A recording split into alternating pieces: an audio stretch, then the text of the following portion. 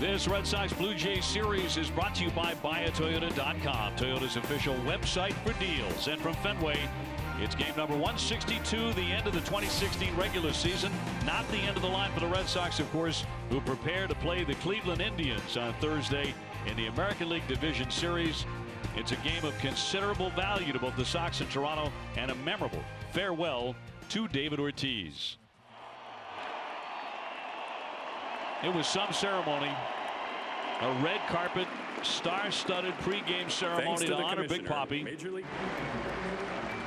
was presented with a Major League Baseball fellowship in his honor, a pair of custom-made LL Bean boots, that golden baseball bat.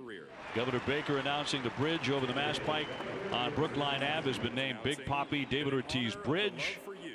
And his number 34, it was announced today, will be retired next year. And along with President Medina, the president of the Dominican Republic, tossing out the first pitch, among many, many thrilling moments there. And I think a very emotional ceremony, Jerry Remy, as well. Would you agree? Absolutely. Very emotional for David Ortiz, especially when he spoke of his mother. And, you know, there are a lot of great moments here. It was a terrific ceremony, no question about that, to have his former teammates back, his current teammates out there with him. Just, you know, it's mind-boggling what we just saw. Just a fabulous event for Ortiz, and you could tell he was so emotionally touched by it. And the good news is it's not the last time we're going to see David Ortiz. We're going to see him in postseason. Yes, indeed. But I mean, when you think of all the faces and the names, and start with Pedro, because Pedro's the guy who made the call to the ownership and said, hey, this guy that Minnesota just gave up on, he'd be a great fit right here. Well, you talk about two guys that changed the organization, you know, Pedro Martinez being one of them and David Ortiz being another. And to see those two guys together on the same field is always exciting. It was exciting when they played. It's exciting now in a ceremony here at Fenway Park. And also the announcement that they will retire David's number next year. So that there's going to be no waiting around for that. That's going to happen right away next season. So just, you know, the financial gifts that were given to his organization, everything just beautifully done. For his foundation, $1 million. Yes. Donated today. That is a great donation there. And well, everybody got a hug today, it felt like. I think David hugged about 100 people. Yeah, he was really enjoying the whole thing. And when he really got emotional, as I mentioned, is when he mentioned his mom, you know, and that's when really I think everybody got very emotional in the ballpark. But, you know, his thanks to everybody. He didn't forget anybody. He thanked the media. He thanked everybody. And it was just so beautifully done. I thought, in my opinion, just beautifully done today here at Fenway Park. And a great touch by David himself when he dipped down to a knee and he took off his cap and thanked the fans. That was his final gesture with his dad just a couple of feet away. His father was very emotional as well. He had tears in his eyes for much of that ceremony. It was very beautifully done. It was, and you know, I can't believe we got a baseball game to play today. It's been something just sitting through this for the last 45 minutes. And here's where Ortiz takes one knee and thanks the fans here at Boston. That'll be a moment that we'll always cherish. They've been watching in the Dominican Republic as well. They've been taking in the entire ceremony. But David is an icon nationally, of course, and certainly is here in Boston and throughout New England. Brought to you by BuyAToyota.com. So the Red Sox, yes, have a ball game to play today, and as mentioned, of considerable value, because a Sox win and a Cleveland loss in Kansas City will give the Red Sox home field advantage beginning Thursday in Game 1 of the division series. But the Red Sox loss and a Cleveland win, and the Indians finish with home field, and the Sox have to travel on Thursday. We shall see how it plays out today. Certainly a huge one for Toronto.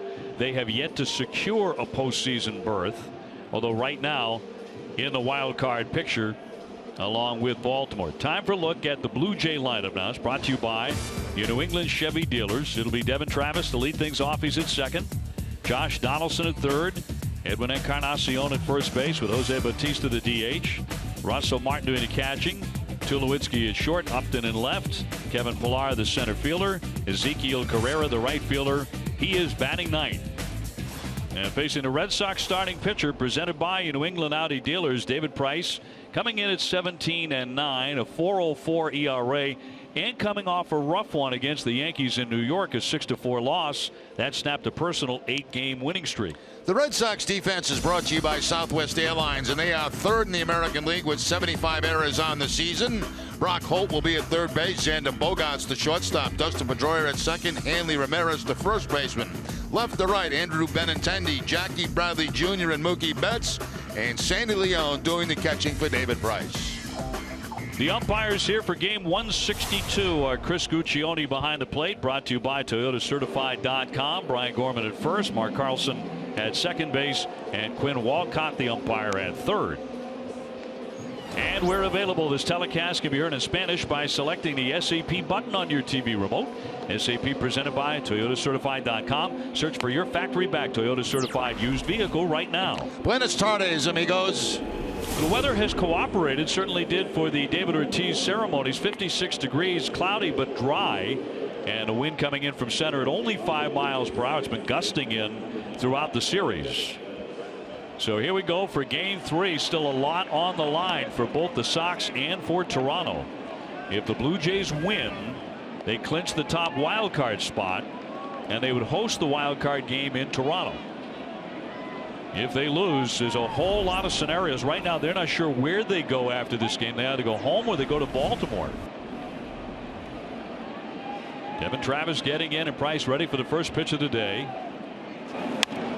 And it's popped up into foul territory. Brock Holt coming down the line toward home plate, and he's got it. 1 pitch, 1 out.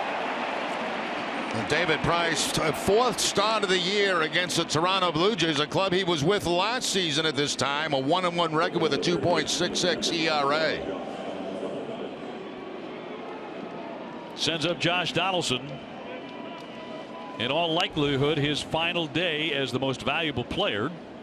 He's the reigning MVP.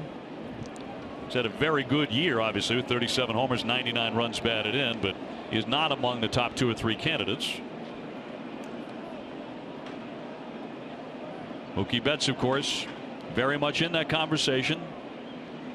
A lot of folks seem to be saying Mookie or Trout. That's how it's going to come down, and that David Ortiz is going to get votes as well. See if that winds up hurting Mookie's chances at all, but he has had a spectacular year.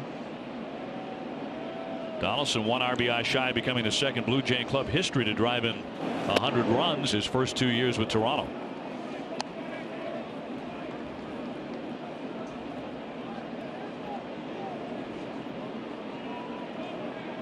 A tense day for that man.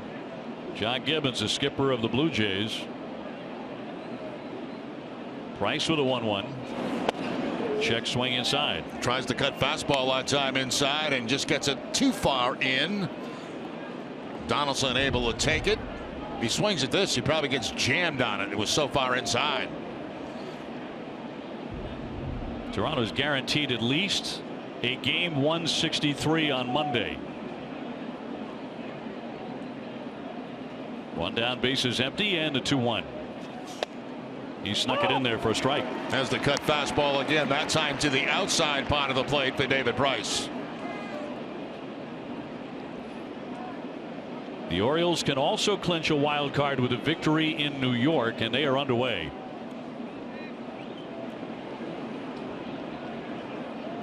Seattle was eliminated last night from wild card contention.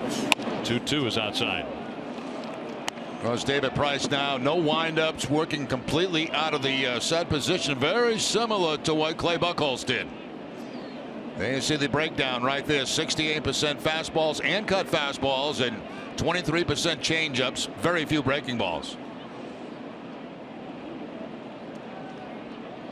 Price firing a 3-2 pitch to Donaldson, and he walked him. 89 outside with a cut fastball. Yeah, he tried that cut and tried to bring it to the outside corner, but didn't quite get it there. Now you've got two guys coming up, Encarnacion and Bautista, both between them have 10 home runs in their career against Price. Encarnacion 4, Bautista 6. Encarnacion 264, 42 homers, 127 runs batted in. Tied with David Ortiz for the RBI lead in the American League coming into play. on his final day of the regular season, and he's going to take strike one. Fans, be sure to stop by Plain Ridge Park Casino. Plain Ridge Park Casino is the official sponsor of winning.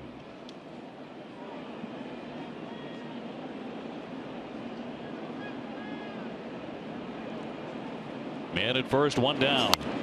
And loop foul back out of play. 93 on that last fastball on the outside part of the plate from Price. Certainly playing Encarnacion to pull, especially Bogarts. Holt on that left side. Pedroia pulled towards second base. A lot of times they'll put the full shift on him, but not the case now. Encarnacion with 4 career home runs against the lefty. 0-2 coming. In tight. Bautista on deck.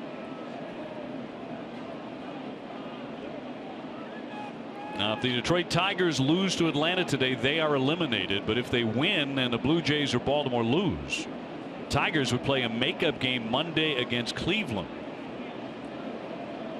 They would be forced to play that game.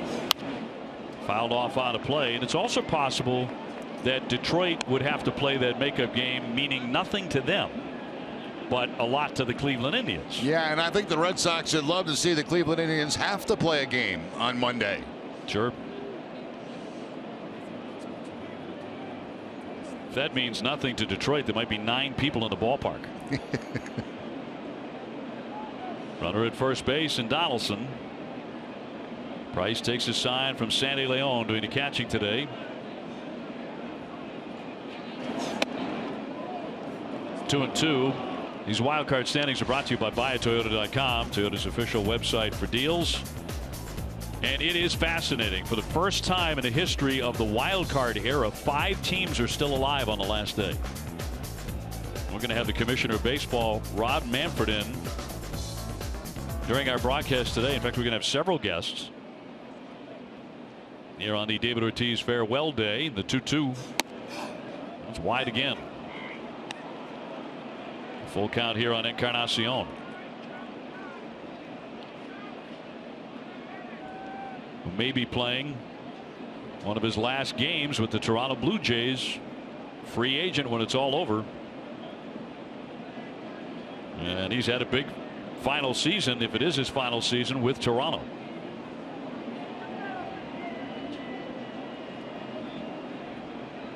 Three-two.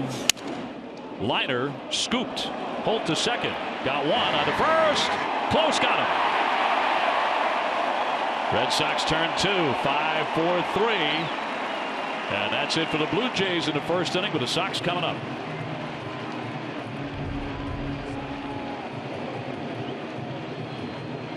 Still a possibility they could challenge, but they've decided to wave that off.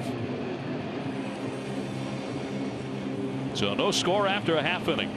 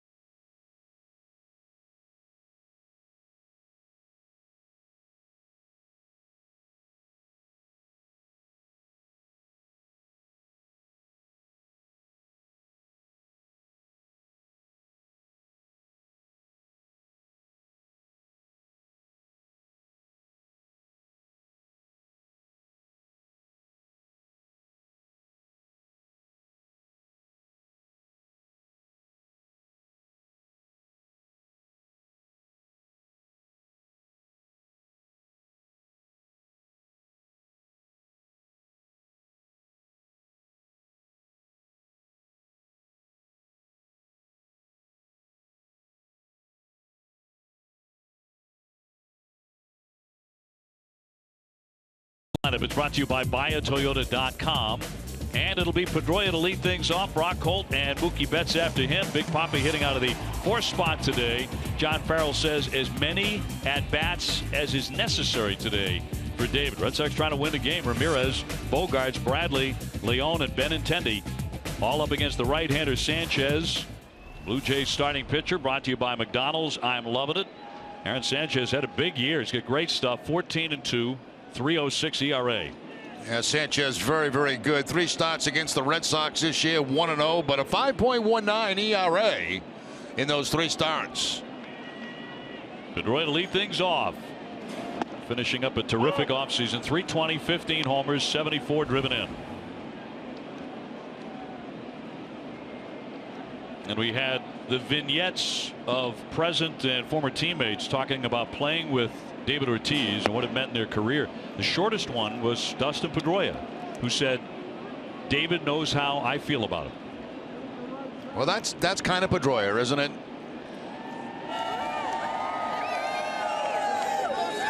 And the 1-1 back to the hill, and Sanchez will put him away for out number 1. The Blue Jays defense is brought to you by DraftKings. They are 5th in the league with 88 errors on the season. Josh Donaldson at third base, Troy Tulowitzki the shortstop, Devin Travis at second, Edwin Encarnacion at first, Upton Jr., Pilar, and Carrera in the outfield, and Russell Martin doing the catching. Brock Holt will climb into 259, 7 homers, including a grand slam against Toronto. And then Mookie Betts. Now, if the Red Sox and the Indians both win today or both lose, Cleveland has to make up that rainout with Detroit on Monday. So there's still so much to be sorted out yet. Red Sox would love to open up against the Indians here on Thursday in Game 1 of the division series. A wave and a miss by Holt.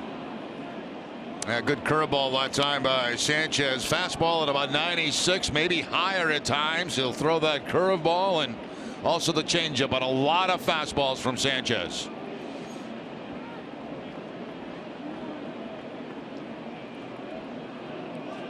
Brock is hitting over 300 his last 26 games. He serves that one to the shortstop Tulowitzki. 2 away. And Mookie Betts is next, and David Ortiz hoping to hit in the inning. Mookie hitting third today.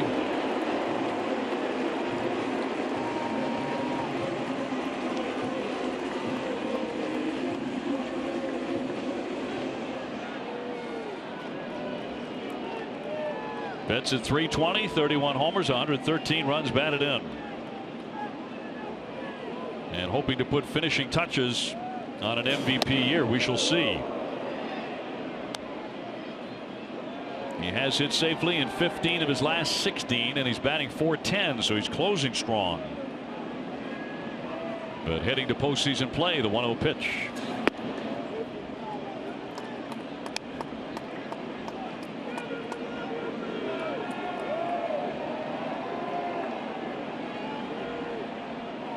Sanchez with an electric arm. 4-seamer, a 2-seamer, a knee-buckling curveball. He'll throw a changeup on occasion. That one darts in there for a strike at 95. Very quick worker too. Gets the ball. He's back on the rubber, ready to go. He deals a 2-1. Strike 2. Yeah, very tough third and fourth pitch right there. Both down and away from Betts on the outside part of the plate. Sanchez was the pitcher named to this year's American League All-Star team to replace Craig Kimbrell, who would have knee surgery. 2-2. Fly to right field, but not deep. Coming in, Carrera. And that'll make it a 1-2-3 start for Sanchez as the Red Sox go in order, and we have no score after 1.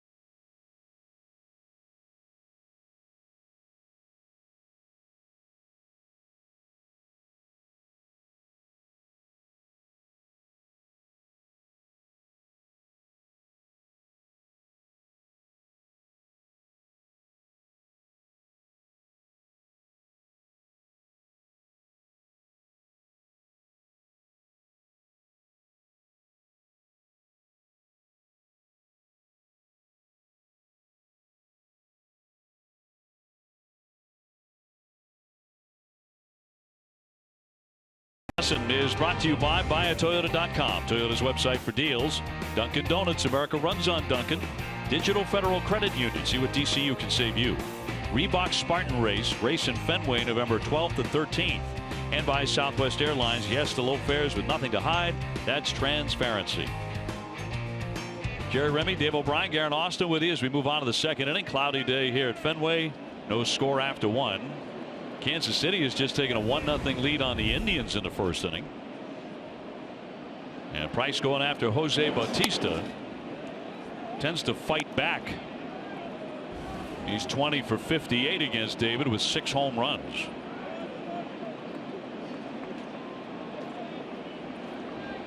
Martin on deck and then Tulowitzki.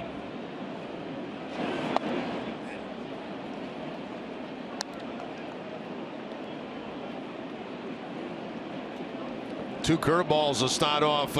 Bautista, he hits Price very, very well. The numbers are tremendous. Lefty bidding for his 18th win of the season. He deals outside. He's dominated Toronto in his career. Of course, he pitched for them last year. Helped to get to postseason play. He's 17-3 with a 2.44 ERA against the Blue Jays.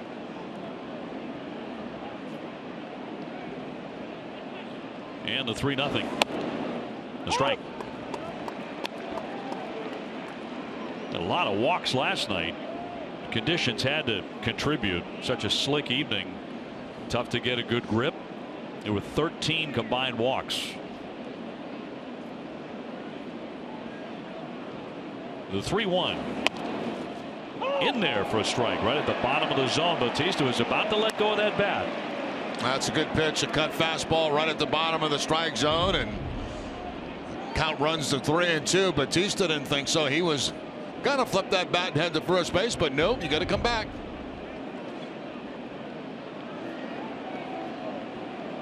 Start number 35 for the tall left-hander.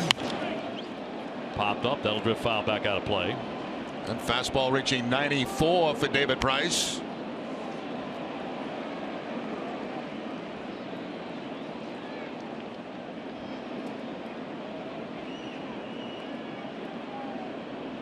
Bautista, as of late, swinging a pretty good bat. With a lot of extra base hits. 7 of his last 12 hits have gone for extras. 3-2 home. And he walks him. So the leadoff man is on in the second inning. Second walk from Price. And today, after post-game coverage, catch the encore presentation of our special David Ortiz themed finale of NESN Clubhouse. NESN Clubhouse presented by Delta Dental of Massachusetts.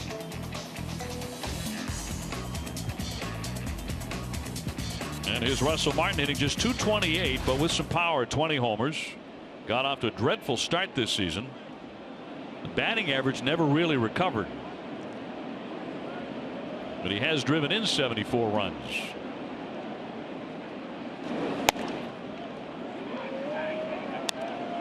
Price is not sharp immediately. That's a changeup that time that got away from David Price way outside. They already walked 2 men. 22 pitches, only 10 strikes.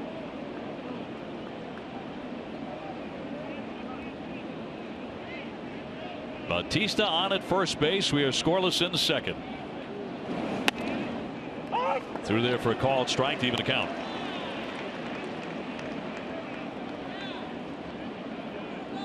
Price is not one of Martin's favorites. He's only 5 for 25 against him.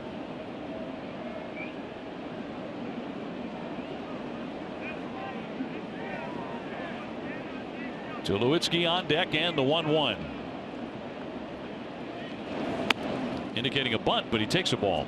Well, he took a peek down at third base, and Brock Holt obviously not expecting a bunt from Martin. He was very, very deep.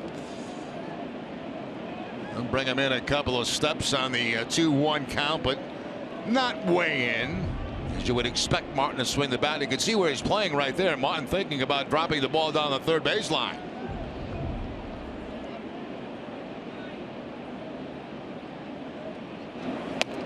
He lays off, and that's a strike. Barely. Another cut fastball.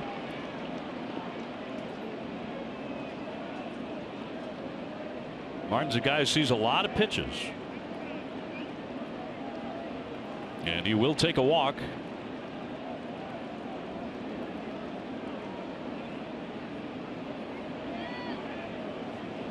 And now Price will step off the rubber here. Keeping an eye on all the scores that could affect the wild card races and the one that would affect the Red Sox today.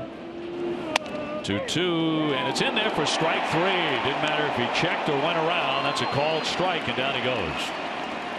Right at the top of the strike zone with the cut fastball from David Price. Maybe a little bit higher than he wanted it, but did get the strike call. And it did look like Martin did check his swing, but that was definitely on the call by the home plate umpire. So 225 strikeouts for Price. He ties the Red Sox single season record by a lefty, achieved twice by John Lester, who had a terrific season, by the way, regular season for the Cubs, 19 wins. Seeing a few more curveballs from David Price early in this ball game. Threw a couple to Batista. That was a breaking ball right there to Tulowitzki to get ahead 0-1.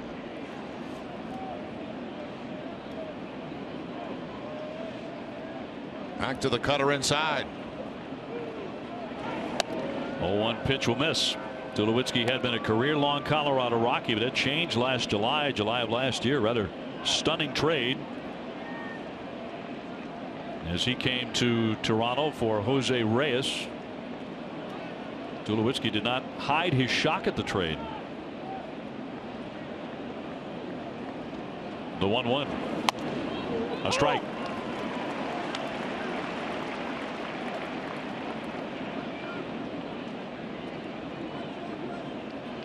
Tulowitzki did say that he expected a deal somewhere, just not to Toronto. When he made his debut for the Blue Jays, he homered and doubled. So they liked him right away. And he asked for time, and he gets it.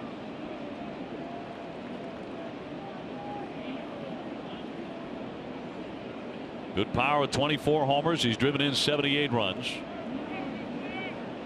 Bautista on at first.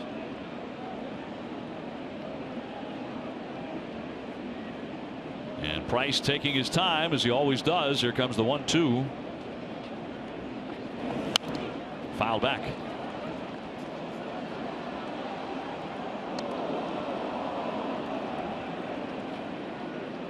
Melvin Upton would hit next, given the opportunity, but Price is looking for a double play ball here.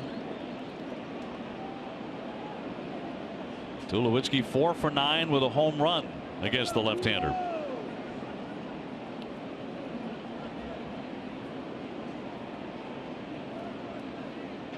Blue Jays, the division champs last year, in the last day of the season, trying to get into postseason play. It's not done yet.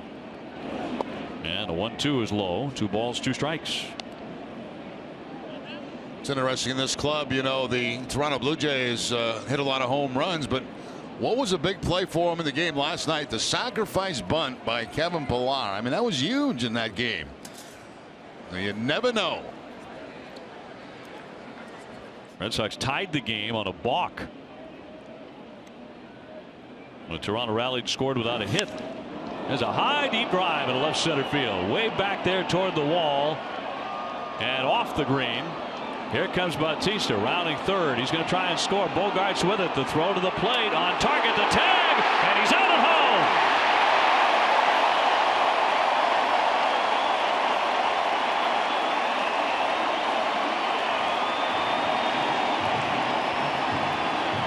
Excellent relay there by the Red Sox. Well done by Jackie Bradley Jr., Xander Bogaerts, and Sandy Leone. First of all, Bradley Jr. playing this beautifully off the left field wall. He takes the proper angle on it, as you can see right there. Comes in, picks it up, gets it to Bogaerts. Bogaerts getting in position to make the throw home, and they have Bautista by plenty at home plate. Beautifully executed by the Red Sox defense. Bautista trying to slide around the tag, but the tag comes on the chest before the hand gets to the home plate. Tulowitzki with a double but no RBI on the play. And a superb relay there. Bogart's firing a strike to the plate. That'll bring up Upton. Hitting just 199 since the trade to bring him to Toronto with 4 home runs. Scoreless here in the second.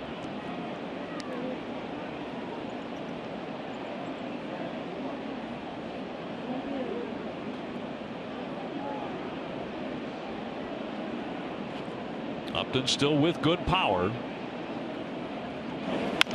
And he grounds that one up the middle. Pedroia off balance. He got him at first base. Boy, some defense by the Red Sox to prevent Toronto from scoring.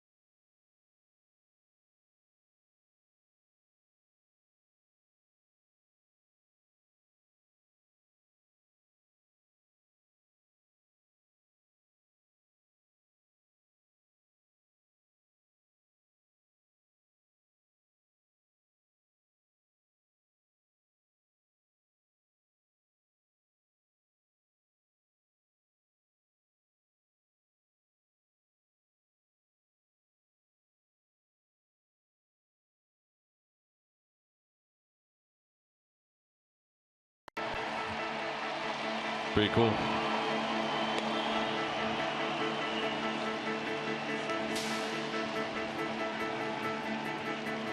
The designated hitter, number 34, David Ortiz.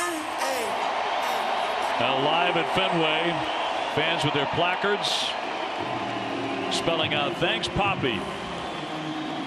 David got a look at that from the on-deck area.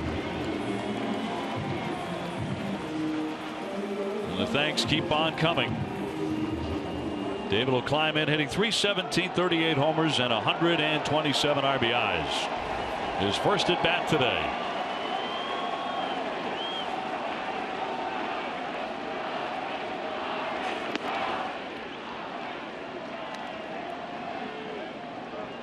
Pretty good numbers against Sanchez, 4 for 9, and Sanchez has also walked him 4 times.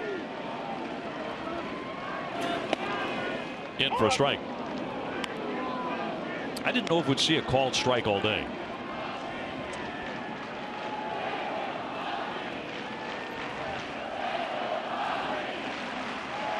The 1-1.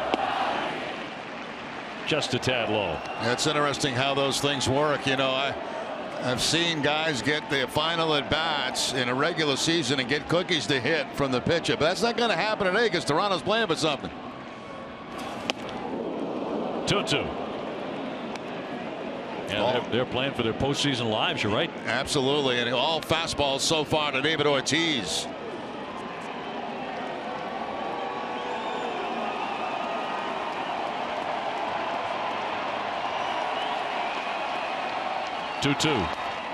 And he got him again. 96 miles an hour, and David strikes out in the second inning. Now a little bit of a turnover to that fastball kept the ball away from Ortiz, and it sails away even farther to pick up the strikeout.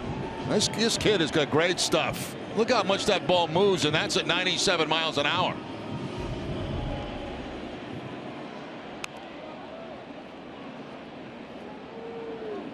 Hanley Ramirez now 286, 29 homers, 110 RBIs.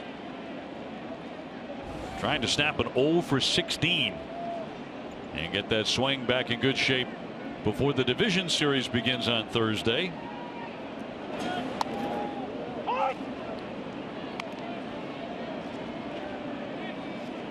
So far 0 for 5 in this series. No score in the second.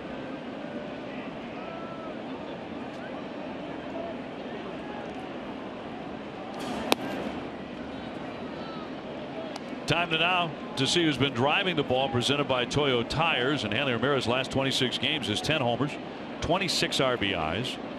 Toyo Tires, the official tire of the Boston Red Sox. Bogart's on deck. Xander again hitting onto the out of the number 6 spot in the batting order for the second time in the series. You can see Sanchez shaking his head after that pitch. He thought he had a strike on the outside corner, but not called. 2-1. That is a strike. 97. Brought it in just about a half inch, and that time he does get the call against Hanley. Another tribute to Jose Fernandez, as you see on his cap.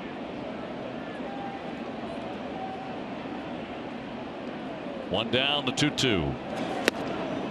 Down he goes, strike 3. 97. Back-to-back Ks. Well, don't miss a once-in-a-lifetime chance on a rare piece of history. The original portrait of David Ortiz by Peter Max, available as a graphic poster. Only 1,000 of them produced, and they're hand-signed by the artist and Big Papi. Don't wait. Order yours today at RedSoxFoundation.org/Ortiz. And there it is. Jerry shows it off as only Sherry can. It's lovely. Only 1,000 of those. In for a strike on Bogarts. Xander 293 with the 21 homers, 89 driven in.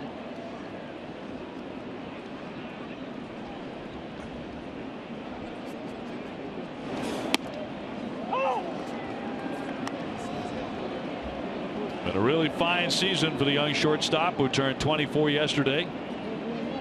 115 runs scored, tied for 7th in the majors. He's 5th in the American League with 190 hits.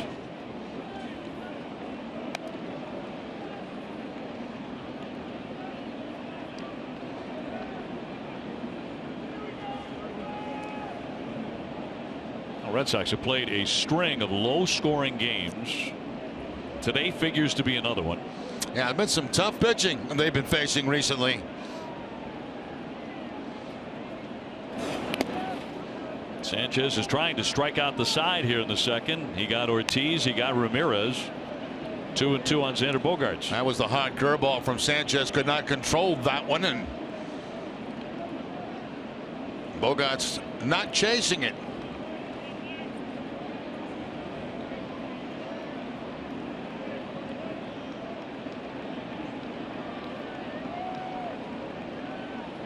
Two. And snatched by Sanchez. Made a fine play on that to retire the side. The Red Sox go very quickly 1-2-3 here in the second.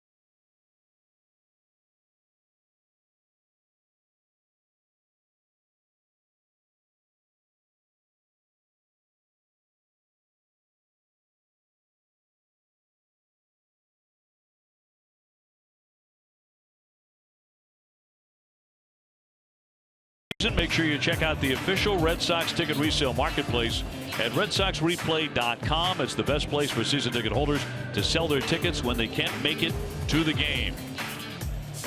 Oh, we think back to 2004 and years before that, and we can't help but think of the great Pedro Martinez, the Hall of Famer, joining us in the booth. We just saw you on the field. How emotional was this for you? You know, I have to hold myself because I actually could be held responsible for David landing in Boston, and to see him out there, that's why I walked out there. That wasn't in the protocol. Nice play there at third base, snaring the line drive. Brock Holt to put away Pilar for one out. That wasn't part of the protocol to actually go out there and kind of hand him the trophy. I felt like I was responsible for David coming over, and I just wanted to kind of, you know, show support. I brought you over, and now I'm saying goodbye to you on the field, and that's why I wanted to do that. Pedro, you know him probably better than anybody of his former teammates, and how emotional this was for David Ortiz, especially when he was remembering his mother. Yeah, you know, he lost his mother in an accident, and that wasn't the way he expected it to happen. His dad was there. His dad did a great job at keeping David together, but his mother, he looked so much like his mother, and to lose her like that, and she never got to appreciate the greatness that his son was able to display. I can see why he was really weeping and kind of sad about that. That was such a tender moment in the ceremony for everyone as David stopped himself. Then he said, "I'm back." You know, brought himself back and brought everybody back too. Can you take us back to the moment you decided, I'm going to pick up the phone, I'm going to call the owners.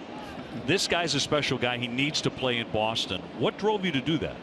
Well, it was unscripted. I actually happened to be getting to the restaurant where David was when he actually received the call. It wasn't like I was planning on meeting David or anything. I just stopped at that particular restaurant to actually go and eat something. And little did I know I was going to find David sitting down there. I went over, I hugged David from the back, and I said, "Compy, what's up? You gonna join me?" And he goes, "Yeah, I'm talking on the phone." Like, he gave me a stop. So I said, "Okay, we're talking a little bit. I'll come back and see you." And then from my table that was inside, I looked to the outside, and I see David duck his head down. And I was like, what happened? This guy is always smiling, and now I see this guy kind of sad. And when I got out to the outside part of the restaurant, because he was sitting outside, he goes, "Can you believe I just got released by the Minnesota Twins?" And I just said, "Great!" You know, out of nowhere, I said, "Great!" You know, because that was an opportunity that I saw. But he goes, "That was the only time in life that I've seen David give me a look like, how can that be great? I had a baby girl born 2 weeks ago, and I don't have 1 cent in the bank. How can that be great?" I said, "No, it's great because I can take you to Boston. I'm going to call people right now." And we started calling. We didn't even bother to eat or have a drink or whatever.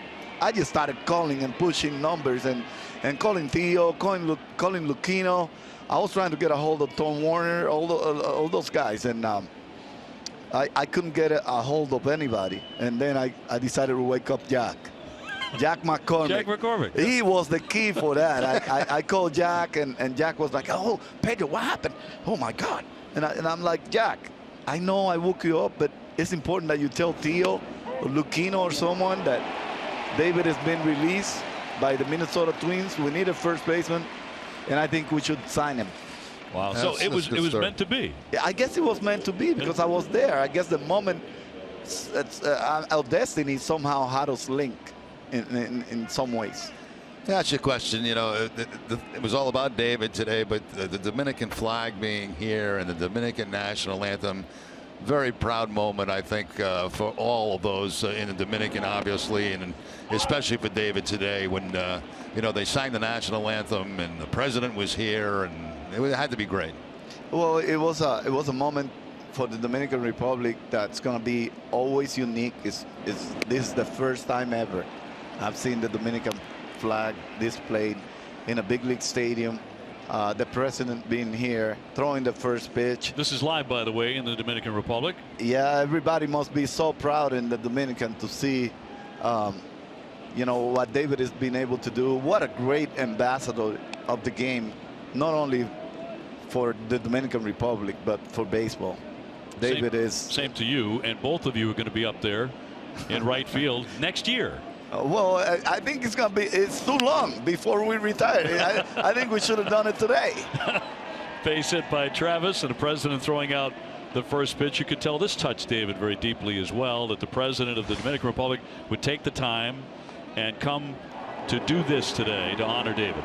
Well, I'm very happy that he took the time, because the moment really calls for it, and I'm very happy that the president was able to be here and represent the Dominican Republic as well. It's great. It was a beautiful ceremony. All those teammates, Manny and Millar, kept going at it, and it was just great. You should have seen the way we were joking in the back of the wall. Behind the curtain back there? Yes. I'd pay to see that. And Manny, the only thing that was missing was Manny's perfume to spray everybody. Yeah. 2 down, a runner at first as we chat with Pedro on this great day, and some of the highlights from the ceremony, and big hugs there. Great to see all these faces and these wonderful athletes coming back to Fenway Park with championship trophies. Yeah, and you know, it's just great to see them. I was in awe to see how great they all look. They look great. All those guys look great. Line shot to left. Benintendi will make the play to retire the side. Pedro, you're the best. Thank you. Greatest. Thanks so much. And it was wonderful to see you on the field and here today. Well, I'm extremely proud of David. I'm like a proud papa today. So hang with me. Hang with me. Thanks, Petey. All right. Thank you so much for having me.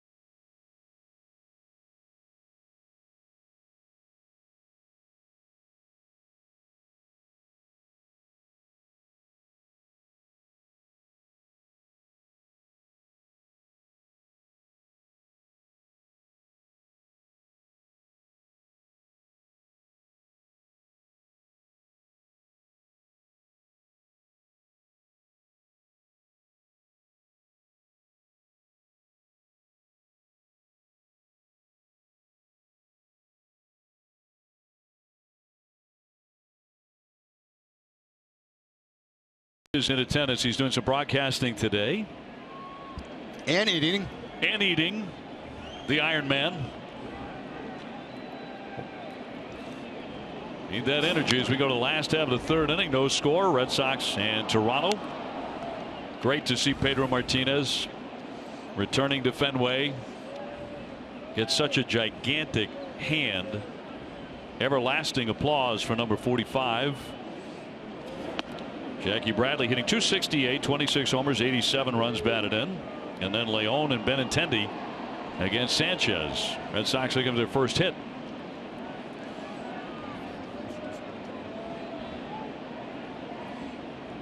And throughout the broadcast today, we'll be thanking members of our outstanding crew as well. All the great men and women who work here on NESN to bring you Red Sox baseball. As Tulowitzki will make that play. Mark Wilcox. We cannot do it without Mark. Oftentimes up here in our booth. Marky Mark. Bill Titus, one of the most courageous men you're going to meet. And that spot, look at that spot down there. John Carolyn as well. Joe Stafford, all geared up. These are some of the best in the business, folks, and we are honored to have them on our show. As Leon lays off, hitting .311 with 7 homers, 35 runs batted in.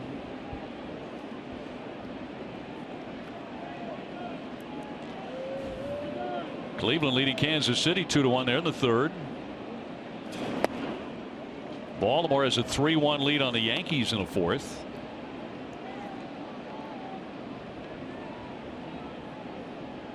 Much on the line today for the Wild Cards and for the Red Sox. Looking for home field advantage in the division series against the Indians. Sox win, a Cleveland loss, and the Red Sox will have that. And the 2-0 on the corner. A generous call there on the 2-0 count, picking up that strike on the outside part of the plate. Uccione, the home plate umpire today.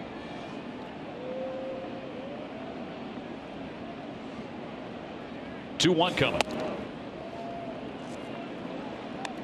Sanchez early in his career compared often to a young Oral Hershiser. Similar delivery.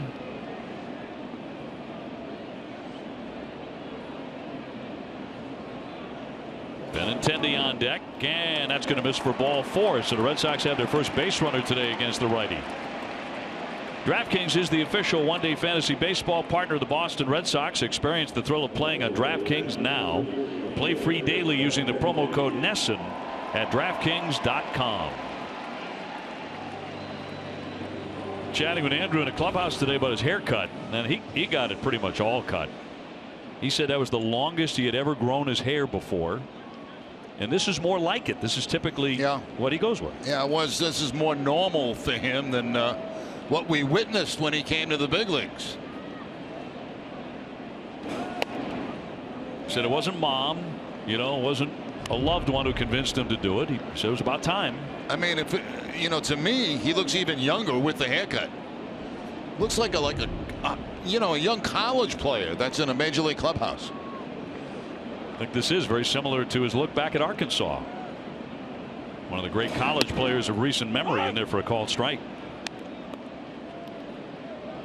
At the big league level, he's done very well. 301 with a couple of home runs. And one of the great catches all season long down the left field line at Tropicana Field to rob a home run. The 1-1. Popped him up, foul, back out of play.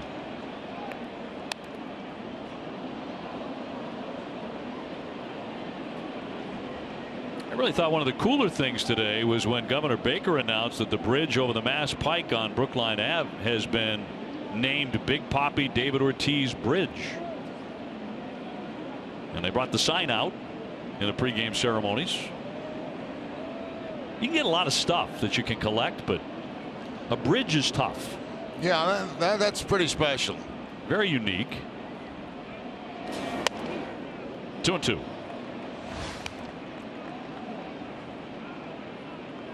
That got a big hand. That was one of the bigger hands of the day. The road that connects us.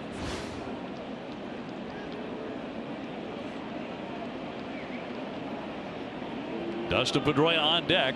We're scoreless in the third. More guests are due to arrive here in our booth today as well. There's a shot headed toward the wall. On the run, Pilar, and he'll make the play in front of the National League scores. Sandy Leon turning tail back into first base, and they're 2 down. Yeah, no wind today to knock the ball down. That ball just not quite enough from Benintendi out there toward that left field wall, and Pilar able to track it down. Ace Ticket has special pricing on tickets to all Red Sox playoff games for this upcoming week. Don't miss out. Visit aceticket.com right now.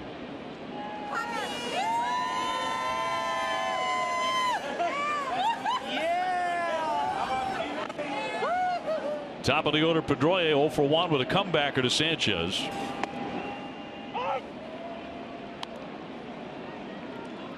I got a special visit in the broadcast booth from Grandma Fran today, Jerry. She's 101 years old. Not too bad. Doing okay. 101 and looking gorgeous.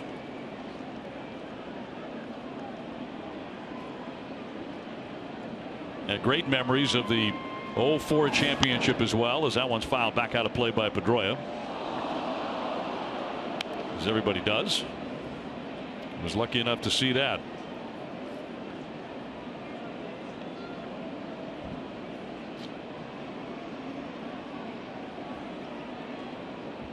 Dustin coming to play today, 3rd in the American League in hitting at .320.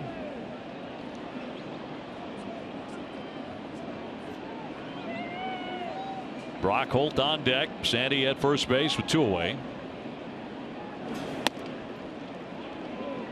1-2. When you think about those championships, you think about 07, you think about 13. The indispensable Johnny Gomes will be joining us in the next half inning. Johnny came out with that championship trophy today during the Ortiz farewell. And Sanchez with a 1-2. That one off the pitcher's glove to Travis. He'll flip it close, but got him at second base to retire the side with the force. Johnny Gomes to join us in just a couple of moments. Always entertaining. Big smile on his face today.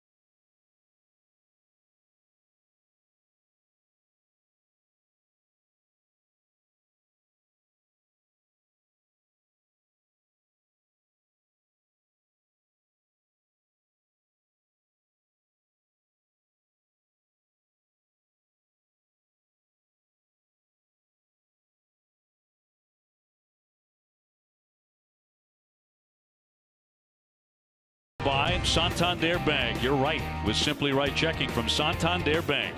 Sullivan Tire and Complete Auto Service. And by Subaru Retailers of New England. Red Sox and Toronto 0-0 as we go to the 4th inning. So happy to be joined by World Series champion Johnny Gomes, who is joining us in the booth here in the 4th inning. Johnny, great to see you. Great to see you down on the field as well. Were you as touched by this ceremony as it seemed like everybody else was? I tell you what, there's not many opportunities where you see grown men that are competitors, borderline shed a tear. And I think even with those emotions, it's still light of how lucky we were, how lucky the game is, how lucky the country is to celebrate David Ortiz. And I don't think it's anything that this game's ever seen before. I mean, we saw Jeter, leave, Mariano, we saw Chipper. But I mean, this guy's still driving the bus and in first place. So I think that kind of caught everyone off guard too. So I'm sure the Red Sox would like another celebration. Yeah, Johnny, you played on a lot of teams that were in the playoffs, and what did it mean to you to win that championship here, be a teammate of David Ortiz? Yeah, I mean that really speaks for itself. I mean, we can go all the way back to the tragedy of that year, in 2013, and I don't think anyone really even had the guts to write that script of how it went, because it was just from opening day on, to the Boston bombing to just the Bruins and the Patriots in it at the same time, and it was remarkable, and There was a lot more in there than just the main course, but that's what I signed up for, and I got my ring here, so that's a lifer, and I'm pretty excited about that. When you think about what kind of teammate David Ortiz is, and I think back to that day when he made the speech here, when he got the microphone, and you all felt like you were part of the same team on that day. But put into context what kind of teammate he was for you. Yeah, I mean, we can talk about the speeches he made in the clubhouse. We can talk about the speeches he made, on the airplane. We can talk about the speech he made in the World Series. Obviously, the Boston bombing speech. I mean, this guy's got a fleet of life-changing events that we're fortunate to share with him. Take us inside that speech in the dugout, because something people don't get to know. You see it on TV, but you don't know what's being said. Just the gist of what he had to say. Yeah, I mean, for someone to have 24 plus guys' attention, in the middle of the World Series, in the middle of the heat of the battle, and I mean, I explain it as like a kindergarten teacher with everyone. All the kids are just looking at him. I mean, there's got to be so much about that person, to where majority of the time it's like, oh, here we go again, or right. What's he gonna make up now, or here he is running our pie hole when we're losing and when we're winning, and not, I mean, that just can't be sprung on the guys. Bautista bunting here, drops it down, it's going to roll foul. Wow, you don't see that very often. No, sir. No, and that's a good sign for the Red Sox to see. Bautista trying to bunt. Remember, he's got 6 career home runs against Price. I've been wanting to ask you since that day, because you came up, had a huge hit after that. Big blast there in St. Louis. Did you find it inspirational? Does that actually follow suit like that? Yeah, I always say, this game's too hard to turn on and turn off. But if you've been around and you competed enough, you can have it in you to turn it up, and I think that's what David was talking about. It's not like our switch was off and we have to turn it on, because once you turn that switch off, you can't turn it on mid-season or mid-game, and that's just what David wanted to remind us. And yeah, it was again, I don't think anyone had the guts to write that story, but we wrote it for everyone. You're watching this ball club this season, David's final season. He's a big part of the reason the Red Sox have won the American League East and are headed to postseason play again. But are you awestruck by what he's achieving right now at 40? Yeah, I was just talking about that earlier. I mean, being a part, in the dugout, and watching all the huge hits that he got in 2013 in the postseason, from the division all the way to the World Series, and it was David, another home run, the 2 home runs, at Price, and then the grand slam, all stuff. And on my end, I was like, when are we going to stop being surprised? Like, what'd you think was going to happen? Like, he's not going to strike. I mean, this guy is as clutch can get. Until that, cord is pulled, what you see David doing this year and last year and the year before is, the David that, I've seen and played with and expect. Nobody knows a person like a teammate with the exception of their family. And, the baseball community is very, very tight, and you've had the privilege of being in the clubhouse with him. Yeah. What type of person would you say David Ortiz is? I think to be at a superstar caliber player, when you look at those guys throughout, all the 4 major, sports in our country, when it's all said and done, they, talk about the selfishness of that player, because it's so hard to be that good. You can't really be in tune with the 24 other guys. You can't really watch them in the cage. You can't really help them out, because it's so hard to be that good. So for David to be that good, but just straight in tune with every single one of your at-bats, where your hands are, how he's pitching you, to be in tune with your family was something I've never seen before. And I think, truly can't be duplicated. So if someone's trying to groom the next David Ortiz, just cut that cord right now. Was that 13 team one of the closer knit teams you've ever played on? I think so. you know, it's hard, you know, obviously to come into Boston in this, you know, hostile environment, whether you're. Be a base hit for Bautista, and that'll send Encarnacion down to second. First and second, nobody out. Yeah, it's a hostile environment to come in, but I think, you know, again, it was like that perfect storm of how many free agents came in at the same time. So there was a good chunk of us going through the first of, you know, what Fenway and the Sox had to offer, which is different than, you know, a lot of other organizations. And a lot of those guys also had postseason experience too. They came in. Yeah, I tell you what, it was opening day, you know, here, and I remember, you know, getting close to spring training. I was playing left and looking around, and all out of the starting 9, 8 of us had playoff experience. And you know, you could look like when the Phillies made their run, when the Yankees made their run, when the Giants are doing their thing. You know, they had the playoff experience on that organization. You know, we had the Napolis, you know, the Drews, the Victorinos. You know, the David Rosses. We had playoff experience in the American League, the National League, underdogs. You know, the top guys. So I knew right away, you know, that, you know, we're going to be able to get through June. We're going to be able to get through those low times, because that's what it's all about, was when you've been there and, you know, how to carry yourself throughout the season. Chatting with Johnny Gomes, World Series champ from that tremendous 2013 Red Sox ball club. Is that experience absolutely necessary to go far in postseason play? Yeah, I mean, you know, when you talk about getting through the bumps, you know, the groundhog days, if you will, you know, you don't have those bumps, you know, in the postseason. I mean, you got to make that adjustment on the fly, you know. You know, when you got your back. Martin with a high fly ball in the left center field, but is Jackie Bradley. He's got that. Runners hold at first and second. And that'll send up Troy Tulowitzki. And because this is obviously an interesting Red Sox team with David Ortiz, Dustin Pedroia, some guys who've been there, done that, but a lot of other guys who haven't yet. You know, guys like Mookie Betts and Jackie Bradley. So are you as fascinated to see how they're going to react in October? Yeah, absolutely. But at the same time, I mean, they got, you know, David Price on the mound right now. That second baseman is unbelievable. You know, I mean, that you know, that guy puts a huge, you know, weight on his shoulders to stay in tune with all these guys that haven't been there.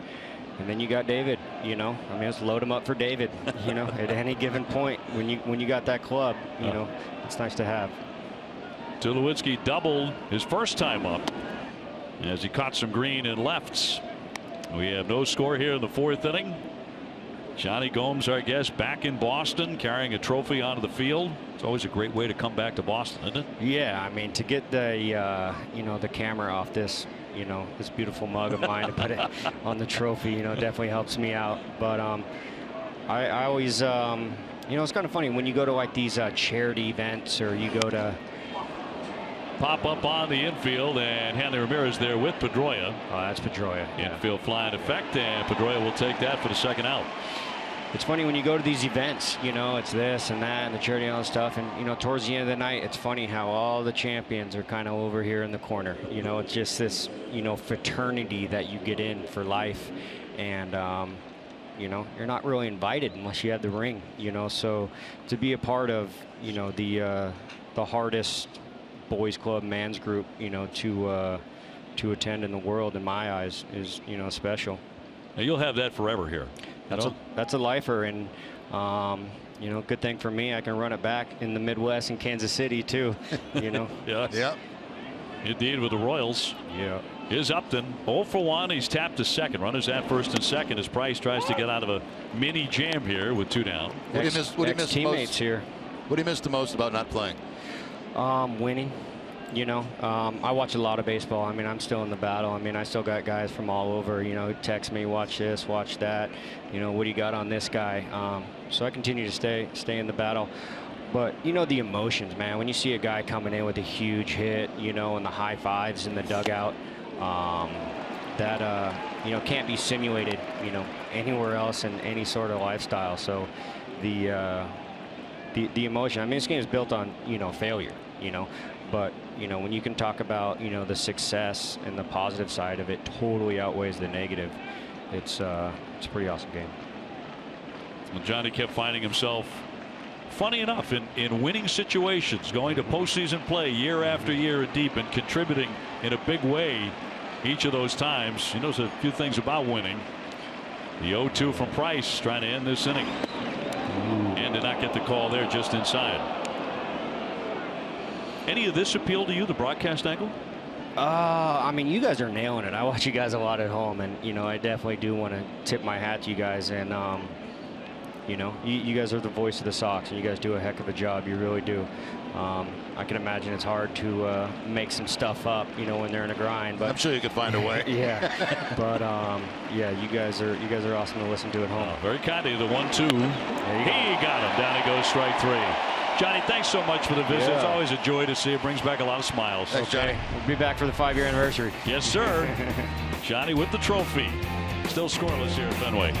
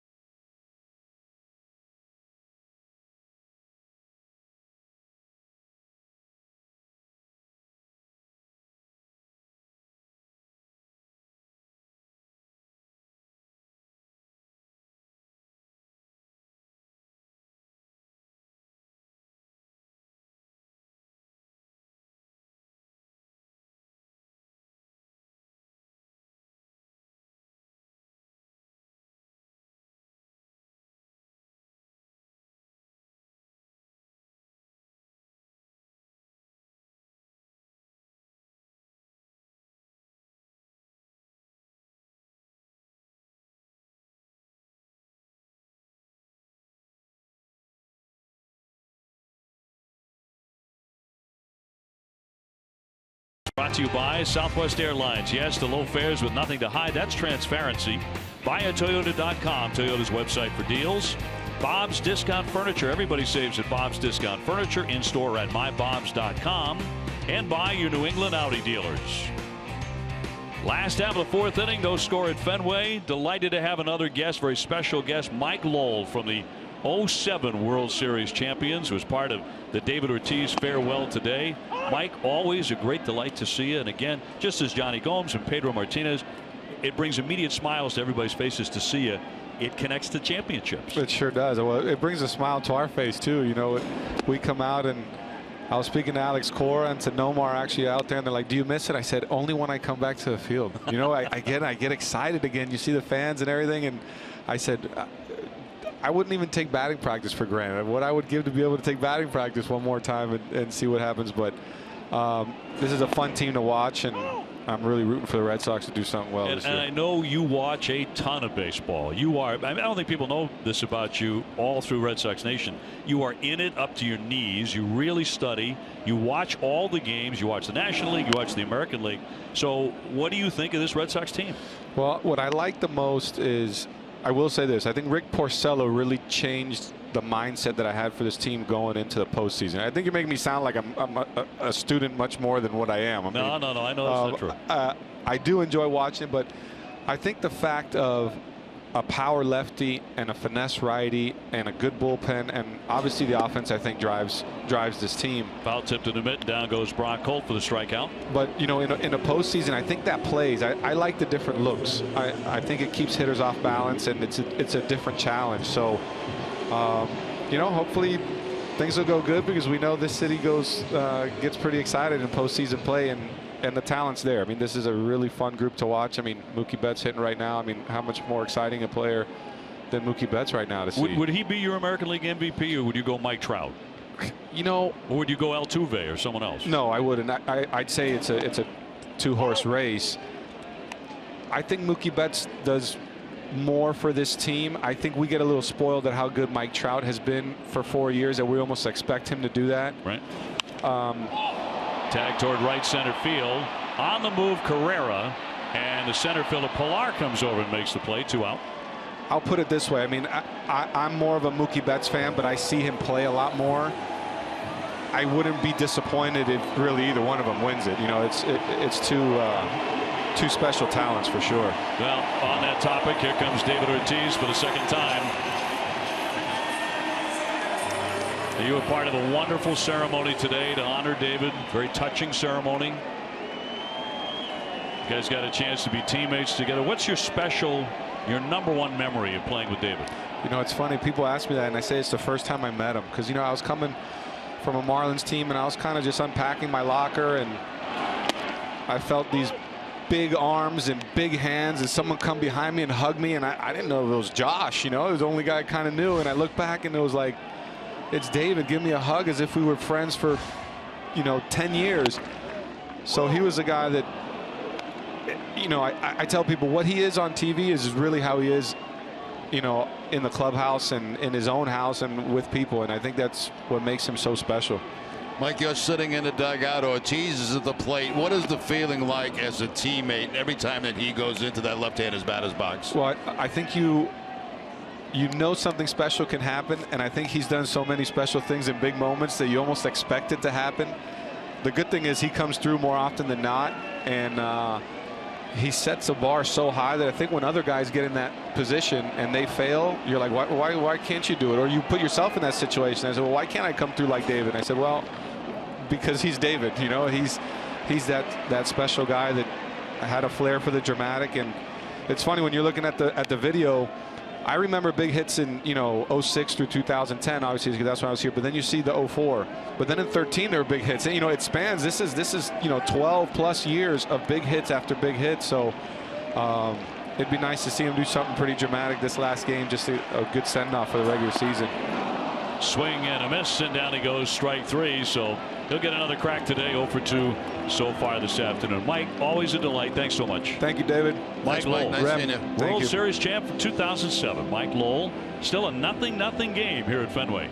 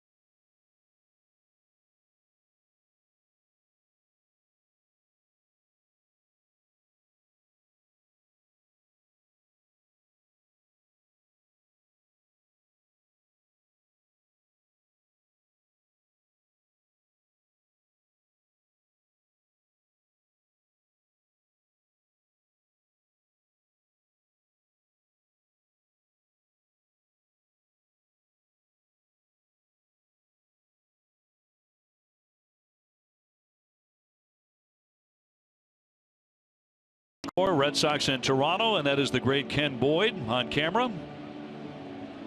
Bob Tomaselli, Matt Johnson, And Jim Martens with us as well. Jim is often with us, giving Jerry a real hard time in the booth before the games just to get him going.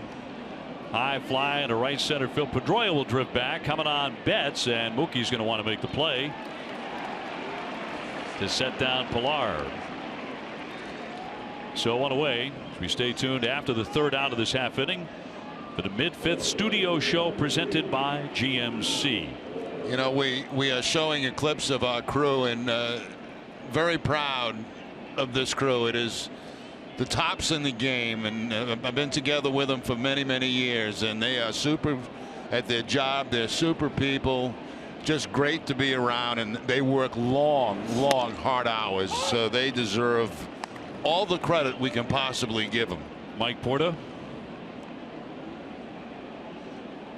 great crew behind the scenes, working so hard so that you can enjoy the ball game. Carrera 0 for 1. He is struck out looking. Cleveland leading Kansas City. They're in the fifth inning, 2-1 Indians. Baltimore is just taking a 5-1 lead on the Yankees in the sixth. So they try and pin down a wild card spot. We're in the fifth, scoreless here. All three hits belong to Toronto.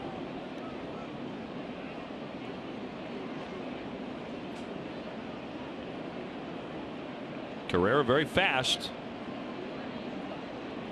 And a pretty good bunter. There are a number of good bunters on this team for a team of sluggers. We saw Pilar drop down a key bunt yesterday for them. The 1-2. Waved at and missed. Down he goes. Strike three as Price eats him up. He fans him for the second time. Got him on a curveball back in the second and third inning. Excuse me. This time a changeup. Lefty against lefty. Little surprise pitch there from David Price. Chris Nicini. Hey, there he is. Thanks for the coffee, Chris. And he means for about 81 games. There's Rebecca. Keeps us square. Paul Coleman on camera. Paul, a late season addition to our crew, but a smart guy. He comes prepared. High fly ball down the line. Travis way into the corner, and that is gone. A home run into the monster seats. And that'll put Toronto in front here, 1-0.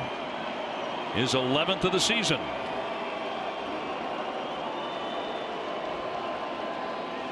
Well, he got a high cut fastball that time from Price. The home run ball has been a little bit of a problem for him over the last couple of starts.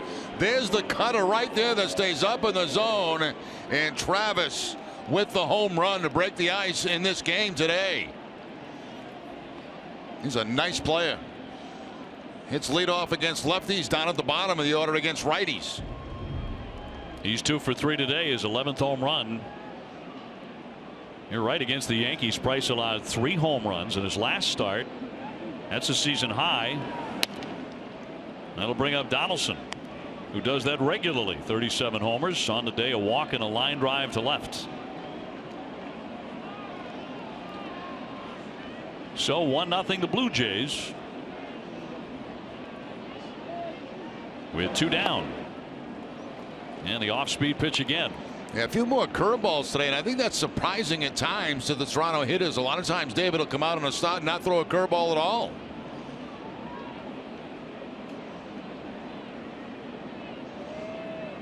Encarnacion on deck. And a 1-1 from Price. High and tight.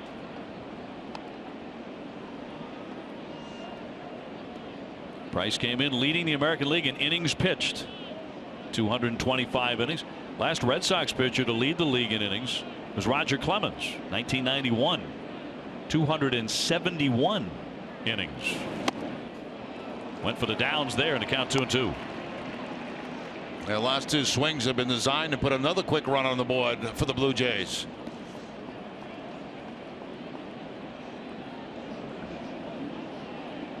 Blue Jays win and they clinch the top wild card spot today. And they would host the wild card game in Toronto. Another one, a high fly into left field, driving back Benintendi on the track, but with room, he's there to make the play and retire the side. But Toronto gets the first run on a home run by Travis. Time now to turn it over to TC for the mid-fifth studio show presented by GMC.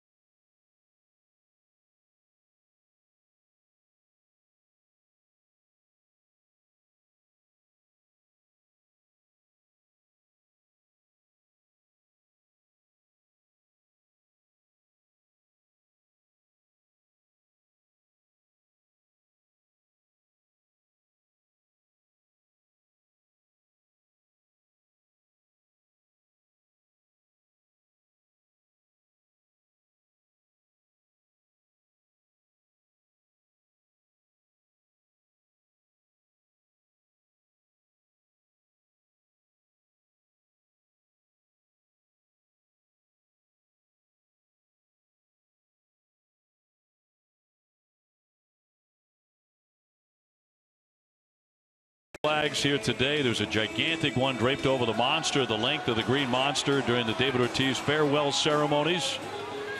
And the president of the Dominican Republic, President Medina, was here as well to toss out the first pitch. Toronto with a 1-0 lead. Aaron Sanchez has so far no hit the Red Sox. He's only allowed one base runner. And that was a walk to Sandy Leon in the third inning. So second time around for Hanley Ramirez, Xander Bogaerts, and Jackie Bradley.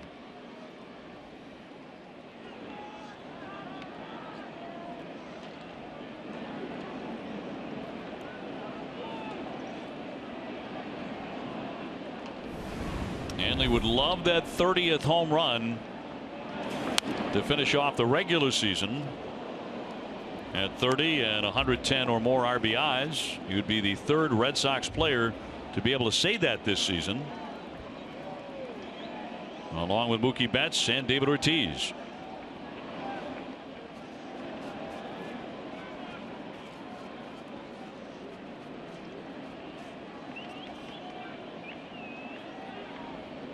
The 0-1 pitch. He drills in a strike at 96. Boy, right on the black. Yeah, that's the thing about Sanchez. You know, he throws hard and he throws two different types of fastballs, but he's on the corners with it. Very few pitches down the middle. 14-2 coming in. You are looking at a future Cy Young candidate with his arm. Here comes the 0-2. Got a piece of it, trickling foul off third. Iced coffee season is in high gear. Don't overpay for your iced coffee. Get a large iced coffee at Cumberland Farms for only 99 cents every day, anytime. Heath Hembree is up in the pen for the Sox. Cleveland 2, Kansas City 2. They're in the 6th inning.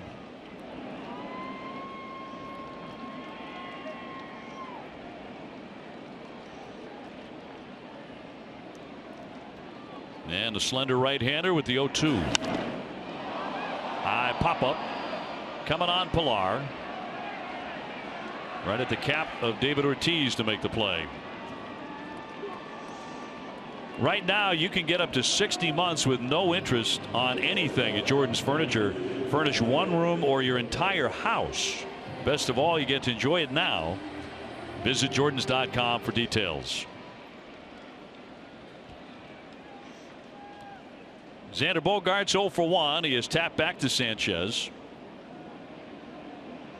Worth repeating, a Red Sox loss and a Cleveland win, and the Indians would finish with the home field advantage, and the Red Sox would have to travel to Cleveland for Thursday in Game 1. And tomorrow will be an off day for the Red Sox. Workouts on Tuesday and Wednesday, and then depends on where they have to go. If they have to go to Cleveland, they would leave Wednesday, hoping to open up here at Fenway. In there for a strike to even the count at 1-1. If the Red Sox and Indians both win or both lose today, Cleveland has to make up that rainout with Detroit on Monday to determine home field.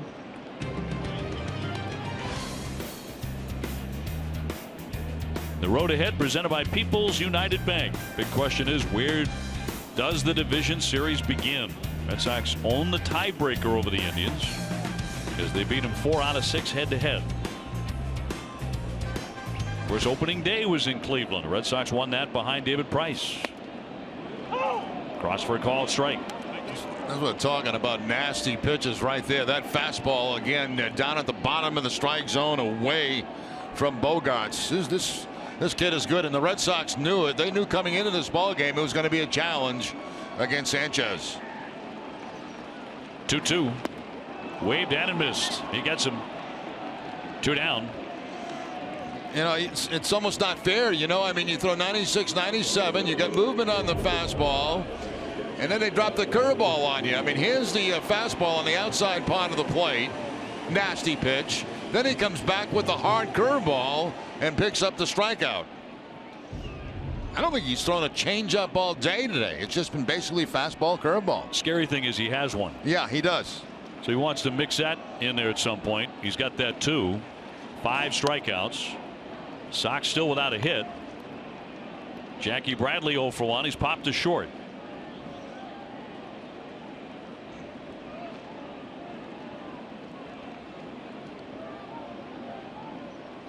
Sanchez, 24 years old, from California, and that one's going to get him.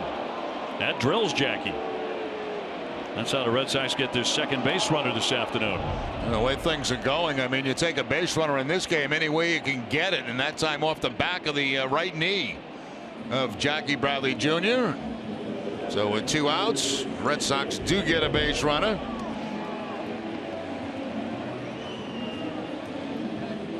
In front of Sandy Leon, who's the only other man to get to first base today for the Sox. He took a walk in the 3rd.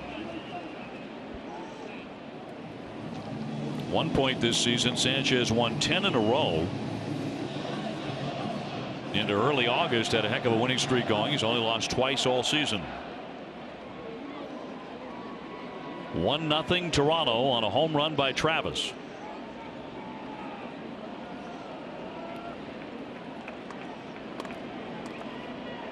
I really enjoyed the visits to our booth today. Each guy with a different World Series ring. Slap foul out of play. Pedro Martinez, and then Johnny Gomes and Mike Lowell from 04 and 13 and 07.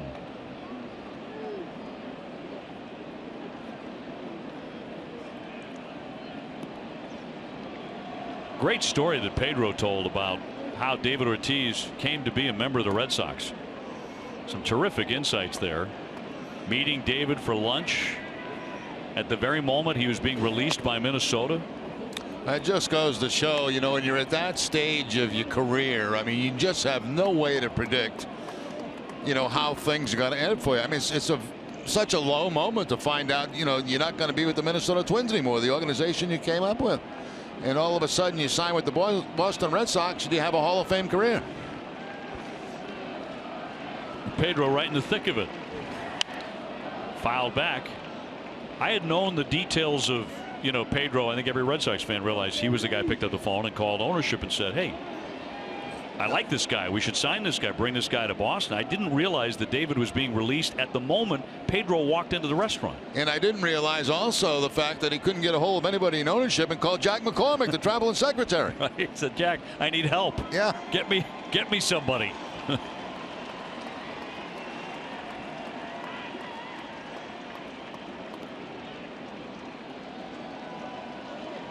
A ball and 2 strikes on Leon. Benintendi on deck. Red Sox trying to get something going against Sanchez. That is in there for strike 3. Easier said than done. He is dealing despite hitting a batter. He strikes out Leon. That's all for the Sox. 1-0 Toronto.